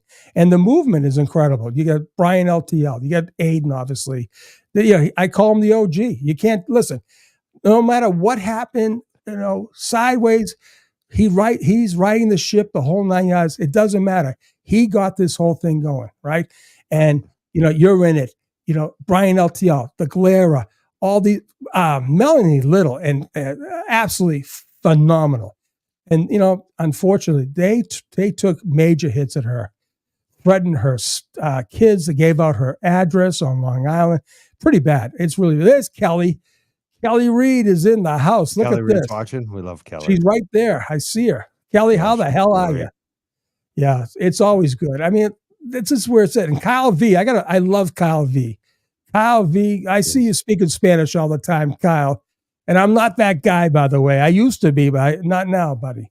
I like Kyle. Kyle's a good dude. Kyle V. Yeah, but that's what I'm saying, Mike. It's in the giving you receive. And guess what? I'm receiving everything. I'm loving it. I really Baker. What's the guy's name? Baker Tom? Baker something? Broken Baker. Broken Baker. He's great. And Dylan. How about Dylan? Dylan's the great. legend from Wales. Nice Dylan. Guy. Think about Dylan, right? He's over there in Wales covering U.S. trade. He knows about the court system more than I do. He's amazing. You got all these people. What time's he up? Because when you guys are up at 8 a.m., what time is it there for him? He's already at lunch, and he's in the afternoon tea time by then. In the afternoon, wow. He's having tea. And look at Blessed Mom. Does he do tea and crumpets? I think he does. I think isn't that a ritual? It's sacrilegious if you don't, right? Oh yeah. Anytime when I was a financial advisor, I have some English customers. Right. Always tea and crumpets. Yeah. And here's another guy, Mazza Media. Yeah, Mazza's great. Let me ask you a question. What does he go by? Mazza? If I say, hey, Mazza, how you doing? Mazza? Oh, yeah. Okay. I go, what's up, Mazza? I mean, he's used his real name. It's Mark, but I never call him Mark. It's Mazza. Right. So he's known as Mazza. He is Mazza. Right. Yeah. All right, good. Oh, okay. Okay. So, but it just brought me back to something. So, all right.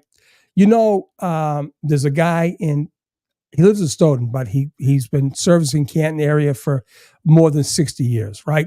So, I met him many, many times ago, right? And so we've developed a good friendship. He's a great guy. So he developed these $100 fake bills and the little duckies, the little yellow duckies, rubber duckies, and they said Colin did it, right? Do you know that the Canton Police Department, joining with the Stoughton Police Department, did 2 search warrants on this guy? Oh my 2 God. search warrants, and they wouldn't do a search warrant at John's house. Well, anyways, he's having breakfast today, and he's got one of the shirts on. The shirt that I want. It says member of an elite squad, right? Anyways, he's sitting down. Next thing, he gets this little napkin with a note, and it says, "I just paid for your breakfast because of the shirt you're wearing. I am 1,000,000% sure Karen Reed is innocent and 100% sure she was framed." And something like, I'm a Boston PD retired lady. My son's a state trooper. This is a treasure.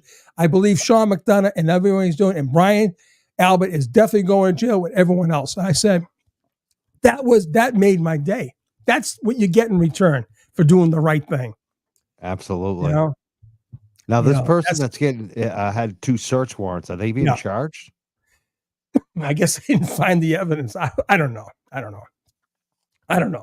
But so I mean, these weren't handed out as money laundering. They didn't turn any cash into the store. It was trash. Yeah, it was just trying to promote the cause.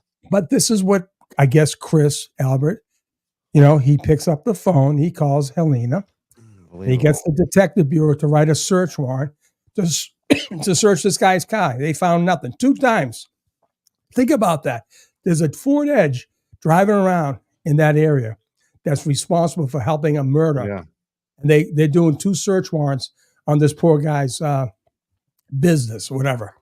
And they couldn't ask to go into Brian Albert's house. That was too much. Because he would have said no. Right. They couldn't ask. They're mind readers. They just know he would have said no. Yeah. And they didn't ask for a search warrant for his house, but no. For some frivolous BS. Yeah, but I guarantee when he does eventually get charged in federal court, his attorney will suppress the famous cocktail glass that our friend King Mofo found, Paul Gallagher.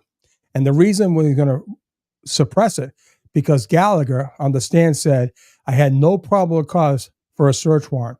Well, guess what, bozo? And he feel bad about this. He's a lieutenant. He spent 13 years as a DEA task force agent. He was on loan from the Canton PD. He says, I had no probable cause to search. Well, guess what, knucklehead? Not only is the house, right, the property is also a part of what you would need probable cause for. You actually dug down with a leaf blower to find evidence. This was not in plain sight. There's exigent circumstance, plain sight, whatever, right?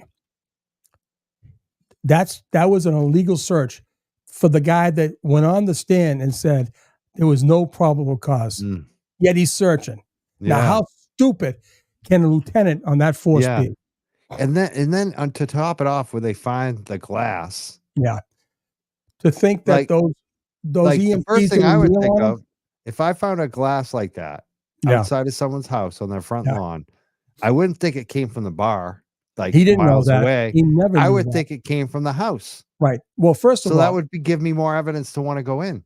Michael, no one knew that but the killers. Exactly. Paul Gallagher didn't know that until 5 days later when they searched. So why would he assume it came from the house? Because if you knew that they were having a party that night too, especially knowing that they had a party, they had an after-hours party. Gee, I wonder where the glass actually came from. Because the fix was in. That's all they knew. The cops knew there was a party at the house. Yeah. There's a dead cop who was supposed to be at the party with glass. Gee, I wonder if the glass came from the house. Right. That's what they wanted. They didn't know about the bar. You're right.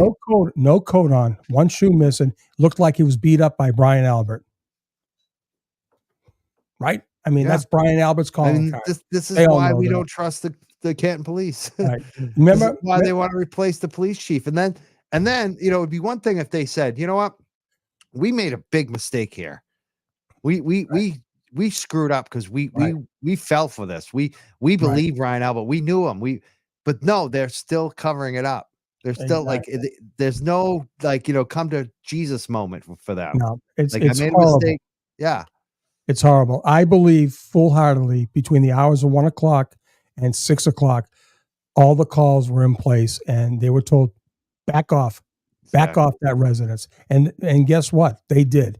Yeah. Nothing. They didn't want nothing to do with Albert or 34 Fairview. Just talk about kisses and drinks, and that's all we want to talk about. And then Proctor to turn around and say he wishes that Karen would do herself in. That I told my girlfriend about that. Like, my girlfriend was kind of on the fence about the stuff because she didn't know enough. She started listening to the trial and just totally, went like I expected her to.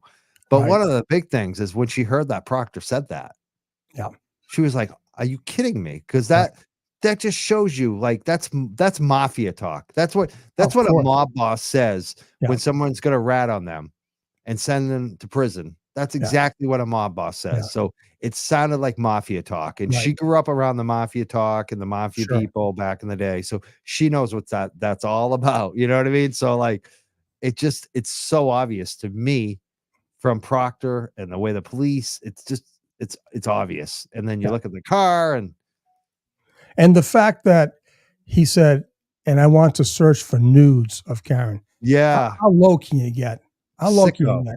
This is a guy who's a state trooper. He's a detective in the very prestigious, let's face it, Norfolk County is right outside Boston, right? And he's a state trooper. He's married. He has kids. And that will haunt him, amongst other things. It should. Yeah. I mean, when I was a financial advisor, we have all this, information that we're not, supposed to share. I would never share about. I even had, with the dog walking, same thing. I've had famous customers, both when I was a financial advisor, as a dog walker. You'll never hear me say a word about it. Right. Like, if someone like myself can stick to that, how the hell can you be a Mass State Police and not stick to protecting the info? Like, it's just so shady. Yeah. I mean, you have to be a professional. This was not a professional. Nothing of what he did could be called professional. whatsoever. It's awful. It really is. Unbelievable. Yeah. And it's not like he was brand new either. You know what I mean?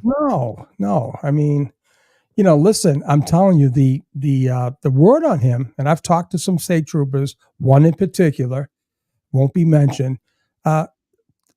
Very good accolades. Was a good kid in the academy. He was a straight out. That's what I'm saying. He threw it all away. He threw it all away. He gave up his career and his freedom. He's going down on this. He is. I'm telling you, he cannot miss it. But it really is. It's a travesty. It truly is. And I have no words right now. All I know is this: if Alan Jackson's saying I only need 4 days, I'm saying triple buckle up. Yeah. Get the jump straps, because you're going to have to be locked in. The Action Jackson. Oh man, I'll tell you. There's a comment came in. It says it wasn't until months later that Turtle Boy brought up Chloe. So who told forensic lady it might have been a dog bite? Well, okay, I'm trying. Who's forensic lady? Yeah, right. Well, I mean, listen, just remember, AK Robbie, right?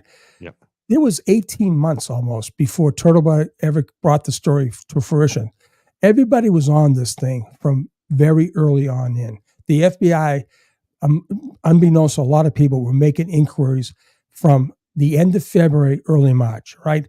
They knew, listen, they knew once the discovery was being made what was happening. They knew about the dog attack. So, I mean, a lot of this was already known to the feds and to the defense. All right. How did TB get his information? From from Karen to the German and to him. So it was known. Okay. So I don't know who's the dog lady, the evidence technician there, the scientist, the evidence scientist. I didn't understand the question. But I'm not sure either. People keep forgetting. The feds were done with their investigation, right? Before Turtle Boy gave his first blog, because at that time they were handing out grand jury subpoenas to the witnesses in this case. And that was a slap in the face. That was a message. That was a shot across the bow. We're going to hammer your witnesses in a federal grand jury. They were done. They had all the ducks in a row. They just needed these idiots to go in and lock them in their statements. And now they're really locked in. They got a state grand jury. Some of them have 2 grand juries in the feds, and now they got their testimony in a criminal trial. They are completely locked in. Good luck with that one. Good luck. Right, Michael? Yeah. I'm telling you. Yep. Yeah. The story is set. Right. You can't change it now.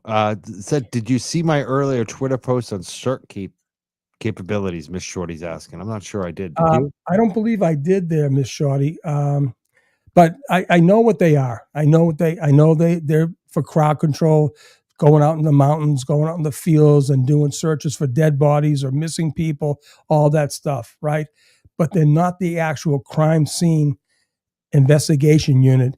Ironically, who was at the station the day that the lab scientist was there. She said there was a CSI guy there.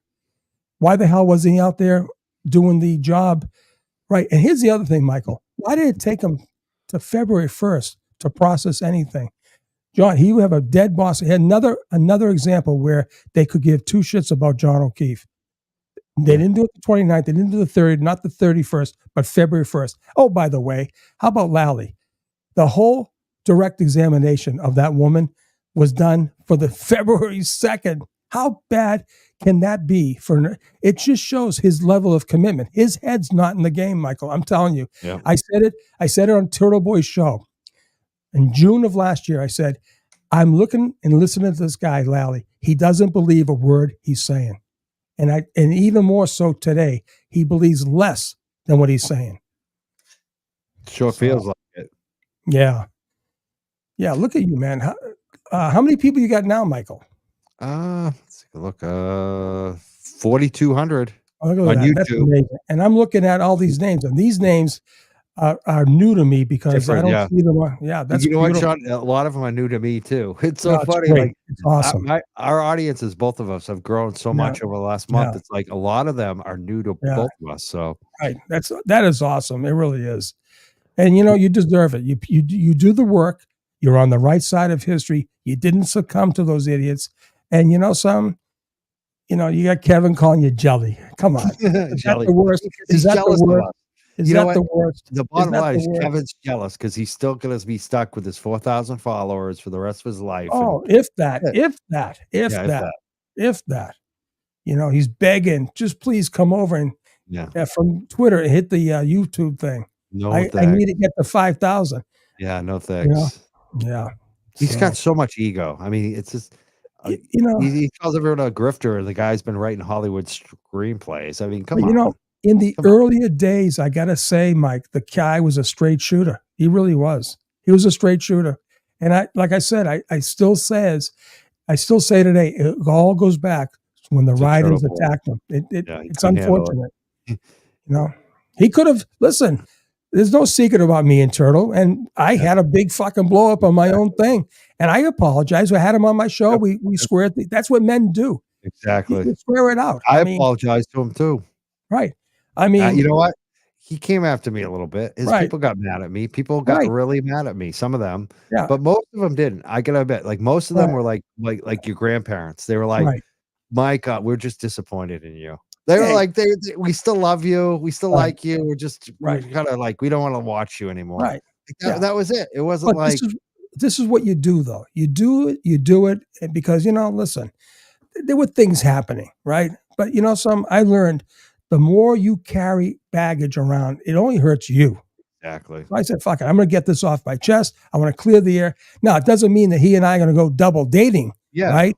But at least I can say, hey, man, you're still the OG. He still is. I don't that's give the a shit thing what with anyone Turtle says. too. You can disagree with him. Yeah. Like that's what Right. I don't get. Like I don't know. And Yeah. as a person, I like him. Like because I'm going to tell you right now. when he was at his lowest point, when all the stress was most at him, I let him down, and Right.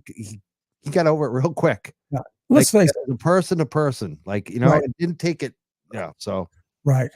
Listen, the kid did 60 days in jail. All right. exactly. All right. And the other thing is this: I don't give a shit. I don't care where he did it at. He still did it. Right. Yeah. To I be don't away give a from your shit. family, that Yeah. sucks. That's Right. too much. And then Right. now it's even worse because he's worried how many Right. years he might do. I mean, this Right. is really. And then I'm telling you right now, they are not off his case. I know. As far as They want him more than Tully, they want Karen Reed. he's public enemy number one for Tully. This Yeah. is something that you just got to watch out for. Yeah. So Brenda S said, "Do you think anyone else will be charged with anything?" Well, I mean, He threatened me. I mean, like in this kind of genre. Well, Kate said, I told Susanna, I got to find out what Kevin's saying about me because I want to see, because I know the big taillight thing. And sure enough, Kate goes, oh my God, Sean McDonough. And my wife, he is going to get slapped with the biggest lawsuit. And my wife goes, Sean, you son of a, I said, Susie, you got all the money. I don't have shit. But, listen, here's my thing, Michael. You man up. Threatened me with jail and lawsuits since December. I don't give a fuck. You go with your convictions. You go with your instincts. You go with your training. We didn't lie. When you look up liability lawsuits like libel, you have to actually lie and know that you're lying. Right. Both of us believe we're truthful, like in what we're presenting. So I don't. Unlike Kevin, who can fly either way. Yeah. He's saying, well, I do have exception with this hair. So, he's not even true to himself. Take a stance, Kevin. Take a stance. So, anyways, it is what it is. Yeah, my wife didn't like that. I bet. We should put our I was gonna say we should put our women in touch with each other, but that'd probably be bad for us actually. Then it'd be no, we'd be down to one show a week. Oh, I know. And work it out. they'd be taking notes. No, Yeah. you can't let him do this. Don't let him do that. Yeah, that's the other thing. That Don't was ever, giving all the trolls like don't- info on how to really get right, to us, get to our woman. yeah. Miss Shorty says I tagged you both, by the way, in the Twitter post. Thank you so much. Okay, good. Miss Shorty, Sometimes I don't see I that. will check it out. I will check it out. It's weird now. I never realized until like this year that when people tag you, especially when you get more popular, you don't see it. You still don't see it. You know, Like that's the thing. People say it's I hard to tagged keep you. up with this shit now. I don't know how to. I still don't know how to. I just go to the people. If I want to see like Olivia, Yeah, I want you to look see at it. you. I want to see. I don't still. I You don't still don't scroll. know how this thing works. I Yeah. don't. You know, I do know though the power of the blocking and blocking people has really amazed. It's amazing. You don't see any of that bullshit Oh, anymore. I block them all. Yeah. I block every single one of them. Yeah. Yeah. The day that Kate Peters threatened me with Brian Tully, that I needed to talk to Brian Tully, block. Yeah. I mean, that's crazy. That's Never heard crazy. from her again. Yeah. And the fact that she has access like that, Yeah. you know, Snitch. that's kind of sus. It's Yeah. it's wicked I wanna- shady. Yeah. So she can go up and threaten somebody like me online. Yeah. Miss Shorty, you know, like I said, there's the That's thing yeah. about a CSI. When I was doing crime scene investigations, it was very methodical. You had one guy who was a scribe. He took everyone's name down. You entered that thing, that crime scene, your name's in. Time out. Anybody around the scene was identified, right? If you didn't work there, you didn't belong there. That's one. So they should have been identified. But that was a gift. That kid gave us a gift. And I guarantee right now, I would not be surprised if it's Berkey because of his ego, Kevin Albert because he was always been around, all right? And I think Higgins. I think that's who it Wow. was, you know? Imagine. It wouldn't Imagine listen, we Berkey, yeah. know the two of them were together at the critical time at the Sally Put when, again, how does this happen? At critical times, Yeah. all the videos go down. Berkey's always there. All Yeah. the videos go down, right? But Yeah. you know, so it makes sense that he would be down there with Berkey, Higgins, and Kevin Albert. And I'll tell you right now, I did get a tip, and I passed it on to Alan Jackson that Kevin Albert left that house that night on the 29th around 2:00 in the morning. And guess what? I know for sure this was an all hands event for every Albert. Had to be. So we'll see how it plays out. This story is far from being over. It's not in the books by any stretch of the imagination. It's going to go on for a while, even after the trial. This is a question. I think we have most of this figured out. One question I have: John's phone. I don't trust Kerry's story. The movement doesn't match. You know, that's true. But if you think about it, you know, let's say she did find John's phone and then she pocketed it. You do see her walking around a lot, right? Kerry's back and forth. She's going in the car. She's attending Karen. Excuse me. So I don't know. That whole story will get flushed out. But, you know, who'd she give it to then? I guess Lank. It would have to be Lank, right? Somebody. Or Jennifer McCabe. That's who true. gave it a lot. Yeah. You know, wasn't that an eerie feeling when you see Jen McCabe crossing over the driveway and going into the house? Even though we do know she went in the house, it's not what she did. It's the way she did it. She was a sneak. Yeah. Right. She went in front of those cars and like using it as cover, and then she got far enough down and then crossed. She cut over. Yeah, it's just amazing.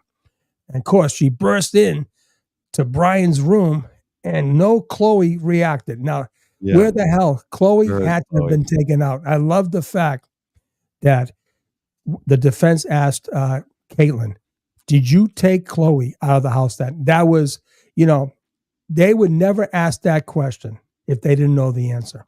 So that's what I thought. I'm like, they must know that Chloe. That was a bombshell for me. And it makes total sense. And then the dumbbell, Tristan, right? Who comes from a great family. He comes from a great family. His grandfather was a judge in Dorchester, Boston. Very well respected. This kid is no dummy, right? And I believe his family told him, get off that police department. And you know, I don't know. He's making big bucks with a union job, right? But you know, he was smart. He was not going to perjure himself for anything. He said all the right words. I don't remember. I don't recall. And you know, it was all about the critical questions that he could not be held up on. And whoever advised him, Trishan got all the money worth because he listened to that attorney. So, but what a punk he is, though. He is truly. I don't know if I dropped her off at 7 or 4 in the morning. Come on. He almost admitted he would have admitted anything. He was such a fool. Yeah, I don't know. I don't know about times. Yeah. He says, listen closely. Could you think he dropped her off at 5 o'clock in the afternoon? Yeah. I don't know. Maybe. The funniest thing, funniest thing I think about him is when he runs into Turtle Boy and he calls Turtle Boy a rat. Oh, I know. Again, mafia talk. Like what? Exactly. A rat is someone who snitches on illegal activity. So what illegal activity have you been doing, Tristan? Like, right. I know. Really. I mean, he's a kid who grew up in Canton. All right. Yeah, come on. Yeah, I know. Right. Look at Jonathan. Jonathan's got a little whatever those things are called, super chat. What's he doing, Jonathan Como? Yeah, he laid out $10 there. Look at that. He's got some. Oh wait, how about Audrey? You gotta love Audrey here. I know. Look at Audrey up here. Audrey's she's a great admin in my group, and she's a mod with the YouTube people. We got great Wendy. We got Lana Del Turtle. I know you got some great mods. You got to have good mods. My mods are great. You got Sean. Yeah. You got all these people. I mean, these mods are amazing. Like I got. Let me show you this one. This is Stephanie right here. She's one of our mods. Oh, she's buying memberships for people. Look at this, Stephanie. I see Stephanie a lot. Stephanie, I see her going around. Yeah. Irish girl. I see Irish girl. They support us, and then they're buying memberships too. Like that's just amazing. It's above and beyond. They're so giving. And I try. Listen, sometimes I'm not. Look at Olivia. Olivia is in the house. Yep.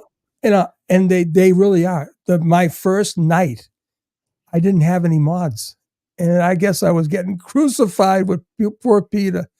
Oh yes, think about this. And this is true. The video did jump 8 minutes while Gallagher was trying to point out where he was in the video. Talk about some shady shit, right? All the videos jump. What's up with that? Right. And my partner and I discovered those 2 clear pieces that were shown. I'm working on a post. Maybe he already did it. So that means those 2 clear pieces, right, are actually, we found out where they belong, okay? And they belong inside the inner portion of the taillight, which means, and this is crazy, that not only did John break through one, look at Leah. Leah, you haven't been around for a while. John not only broke through one layer of polycarbonate, he got through the second layer, which it's absolutely preposterous that, Sean's here. I can tell you right now, I went to a Lexus dealer here in Naples, and I went to 2 high-end body shops, and they said, Sean, I'm going to tell you right now, Lexus, when you hit the Lexus taillight, it's built for the debris to go inside, okay? And he said, there's no way that model Lexus could hit a human and break any taillight. It doesn't. He says it's about the physics, Sean. It's about the physics. I said, I know. I just want to hear it from you. So again, it's common sense, Michael. We're not brain surgeons here. We don't need. I love this comment right here from Crystal. She says, "I love you both, but hearing Sean call you Michael is very fatherly move." Love. Oh, Michael, yeah. Sure. This has been one of my favorite streams. It's endearing, Crystal. Come on, Michael. I love Michael. Michael's a great guy.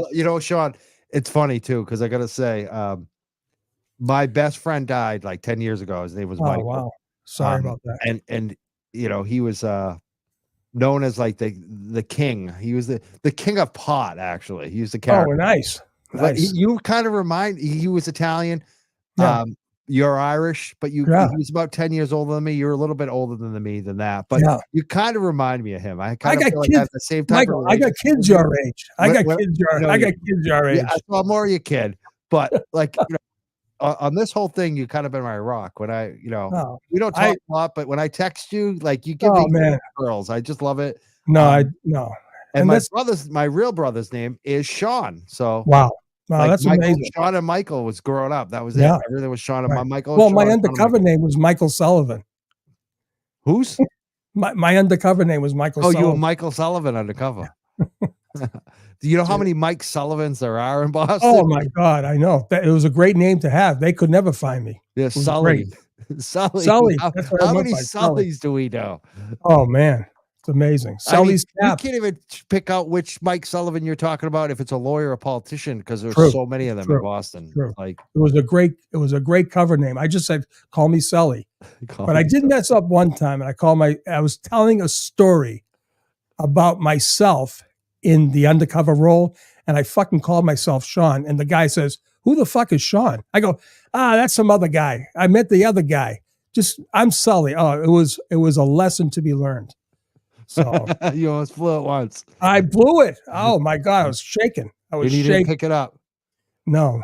Yeah, Mike Sullivan. That's right. Sully. Joseph Klein. I'm gonna start calling you Sully now. Yeah.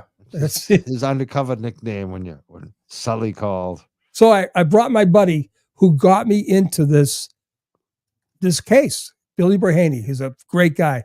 I was doing an undercover job up in Springfield, and he was doing a job himself in the food business. He said, "Sean, I'm up in Springfield. I'm going to have lunch with you." I said, "Okay." We went to the food court at the Bay Bank area there, right? And I never told him. I said, "Billy, listen, this guy is an Italian guy. He's going to meet." He said, "What are you doing?" I said, "Just be you. Talk to me, but do me a favor. Just call me Sully. Call me Sully." He's all right.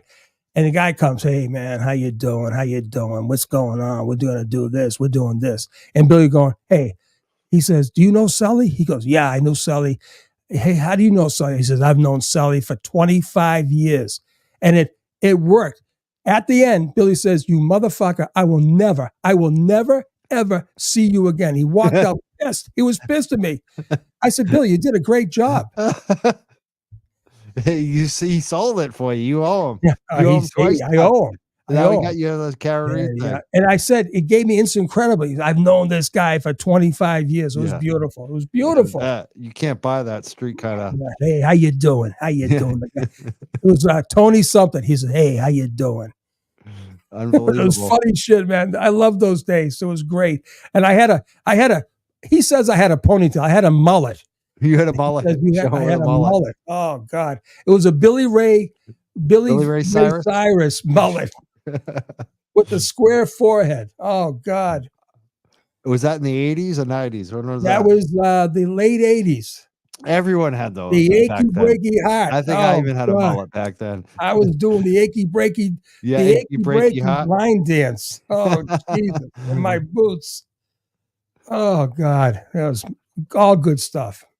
Awesome. Well, we're at 8 o'clock. We've been going for 2 hours. That's amazing. Isn't it amazing? Yeah, It's just like sitting down, having a conversation. We have great company here. This is a great platform. It's incredible. It's absolutely incredible. Well, I love you're hanging out with 5,000 people. We're having a conversation. It's great. Yeah, I love it. Do you have any final thoughts tonight that you want to share? Final thoughts. I do believe that Lally missed the mark. I believe Mark said the same thing. He should have came out hard right out of the gate. Said that this is a murder 2 case. We're going to show you right now. And he missed the mark. He's 5 weeks in it. Now he's putting evidence on, and it's going worse for him now. Final thoughts is this. They will absolutely lose it if they don't put Proctor on, and if they do put Proctor on. It's a no-win situation for him. It's not going to look good because the defense has already said Proctor's name so many times. And I do believe the taillight will come in as the defining moment for that jury. And you've been talking about the taillight from the very beginning. It's talking about the fact that these guys said that they put that. I still said I couldn't believe it. Well, I have to believe it now because they have it. But they said it and I couldn't believe it. So anyways, and I did say about the 227 and the wiretaps.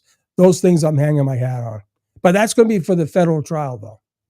You've been right. I mean, that's the thing. No. Kevin can come at you. I've been wrong about everything as far as Kevin goes. I've been wrong about it all. He's the one who's been wrong. It's hilarious. The projection is so great from them. Yeah, right. All right. So that's my thing, Michael. It's always a pleasure to be with you. John Camo is right. That video did move 8 minutes up, and of course they missed Berkey's big head. Berkey was in that video. Yeah. So there's a lot, Michael. There's a lot more to come out. There really is. Now, something that just came out, they're asking about is the phone. There's some new phone records. Yeah, I that were saw filed. that You know today anything too. about that? I saw that today. It's a little late in the game, but you never know. It's probably maybe they're Berkeys. Yeah, Berkey. Yeah. Yeah. Listen, I will say one thing. It was Dave Yannetti said, and not only Chief Berkowitz called Michael Morrissey and said that the Canton Police Department, he said the Canton Police Department is recused out of this case. Okay. So was Mike Morrissey cooperating or Ken Berkowitz?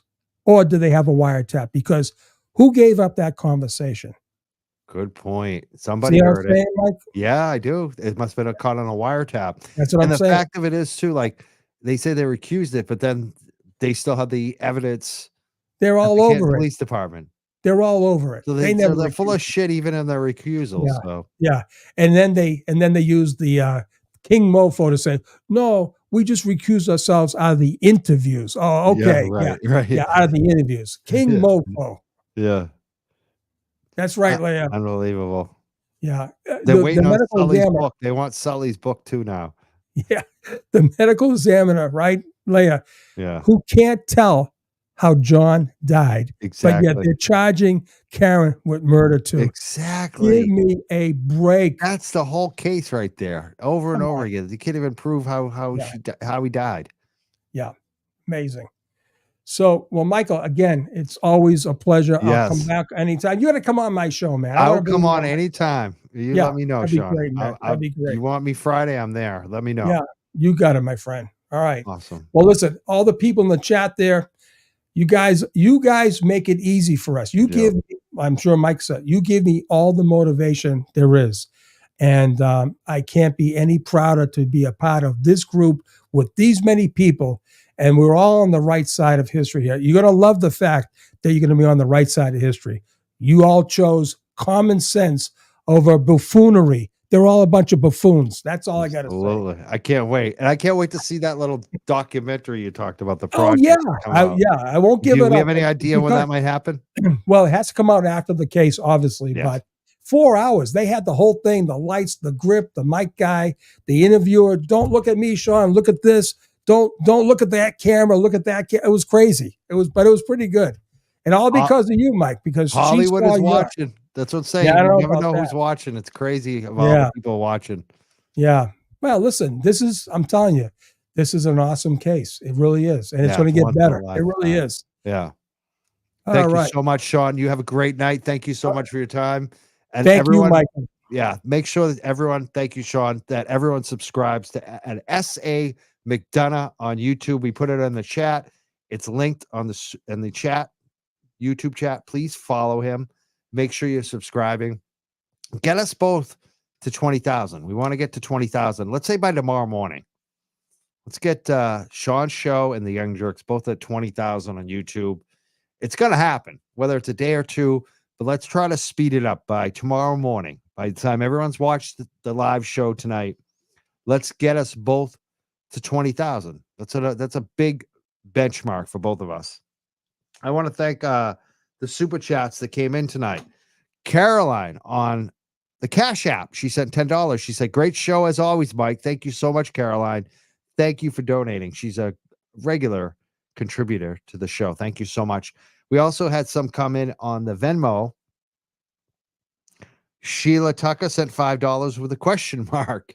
Thank you so much, Sheila Tucker, with a question mark. I'm not sure what your question was, but I appreciate the donation. Gary sent $10. He said, great show with Sean. Thanks. No, thank you, Gary. Also, Wendy sent $20. She's I think she's one of the admins on Sean's YouTube chat. She says, love you and Sean together. You balance each other out perfectly. I love Sean. We really do. He's like my father. Kathy sent $10, and she said, thanks for the evening Karen Reed wrap-ups. They're so good. Thank you so much, everyone who's been donating, contributing, super chatting, sharing. What I really like is when you're sharing it with your friends and family. I've been hearing a lot about that people are telling me that their aunts and their uncles and their grandparents are watching. Pretty amazing. Thank you so much. I hope I got all the super chats up tonight. I tried. There were a lot of them, over 50 again. I want to thank everyone who's been becoming new members.